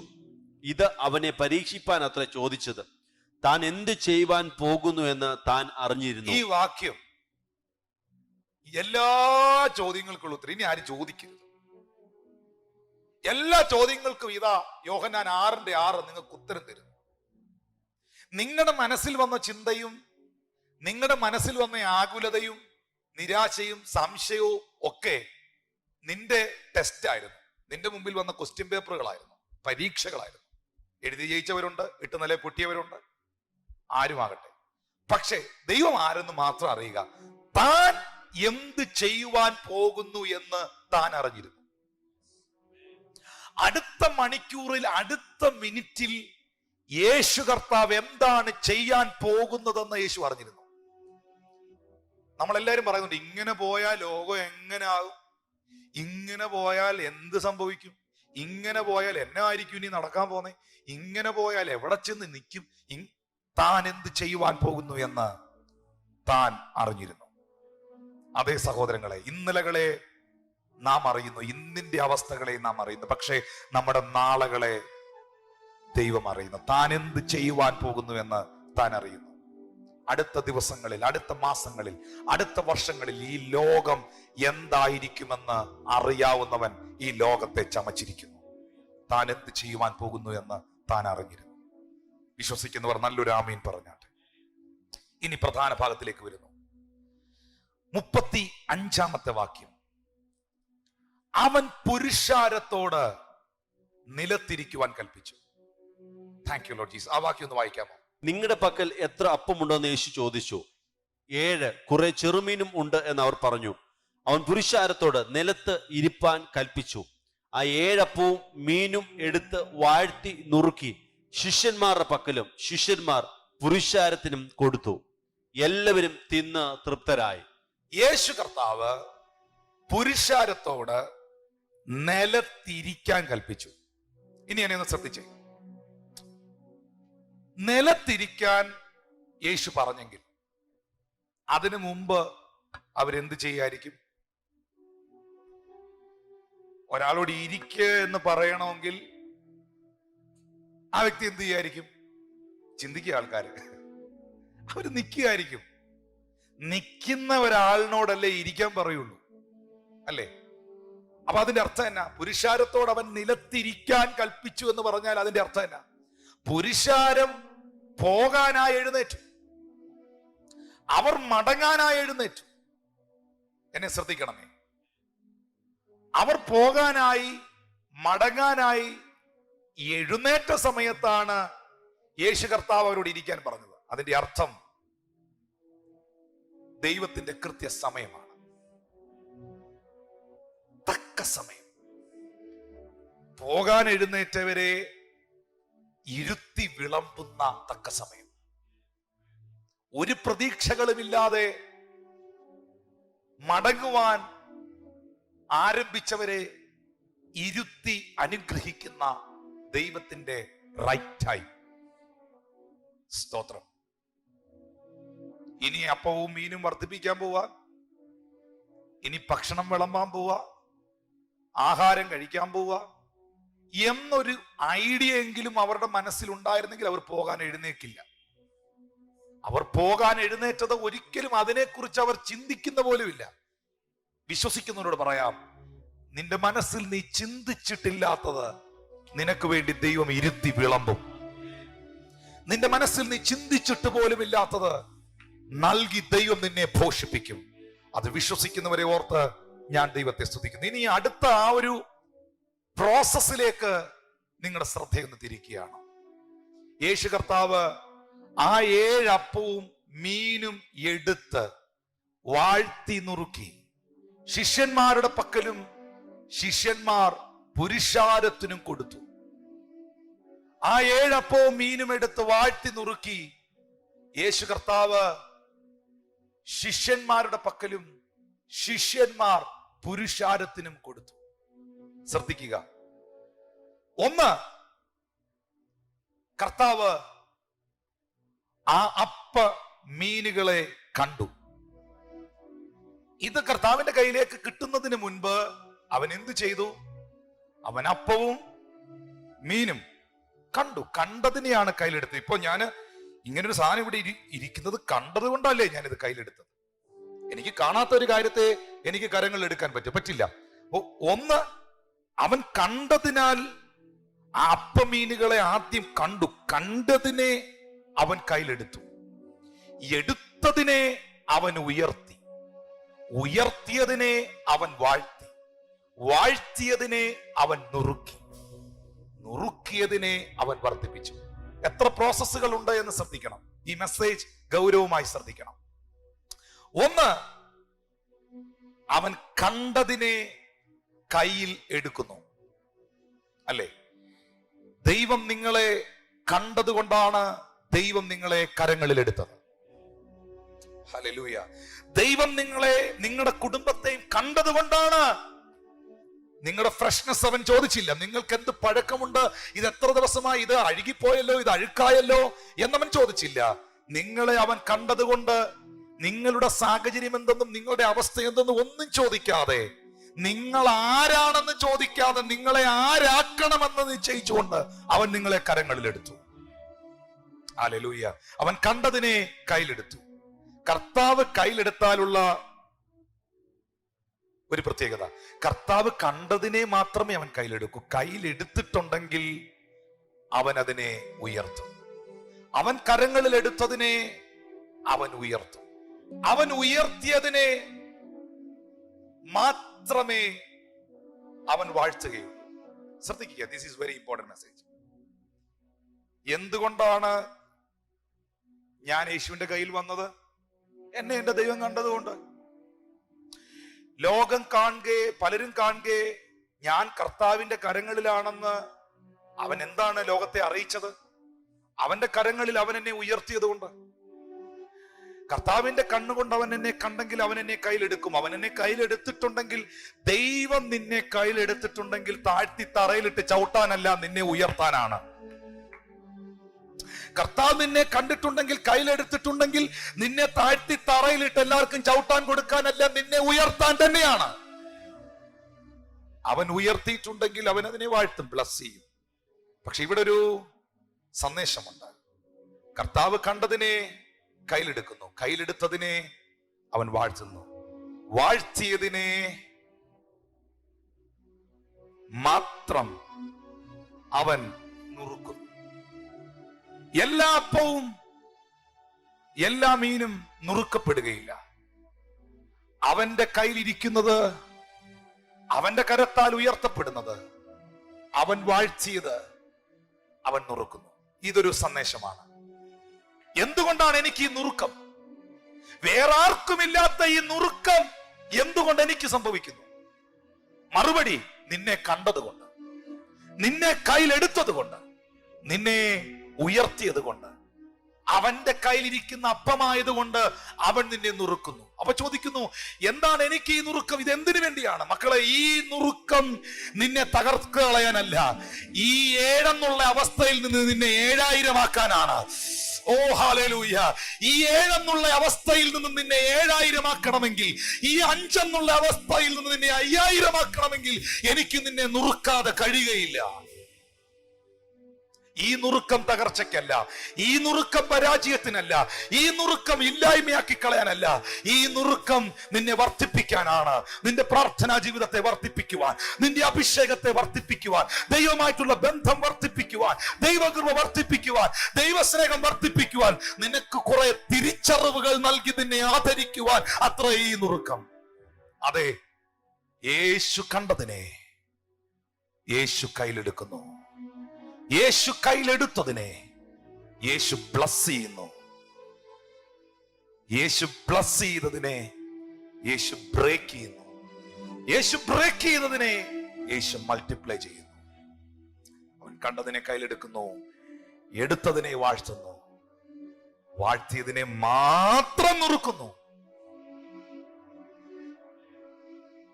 എല്ലാവർക്കും ബാലശിക്ഷയില്ല, മക്കൾക്ക് മാത്രമേ ബാലശിക്ഷയുള്ളൂ.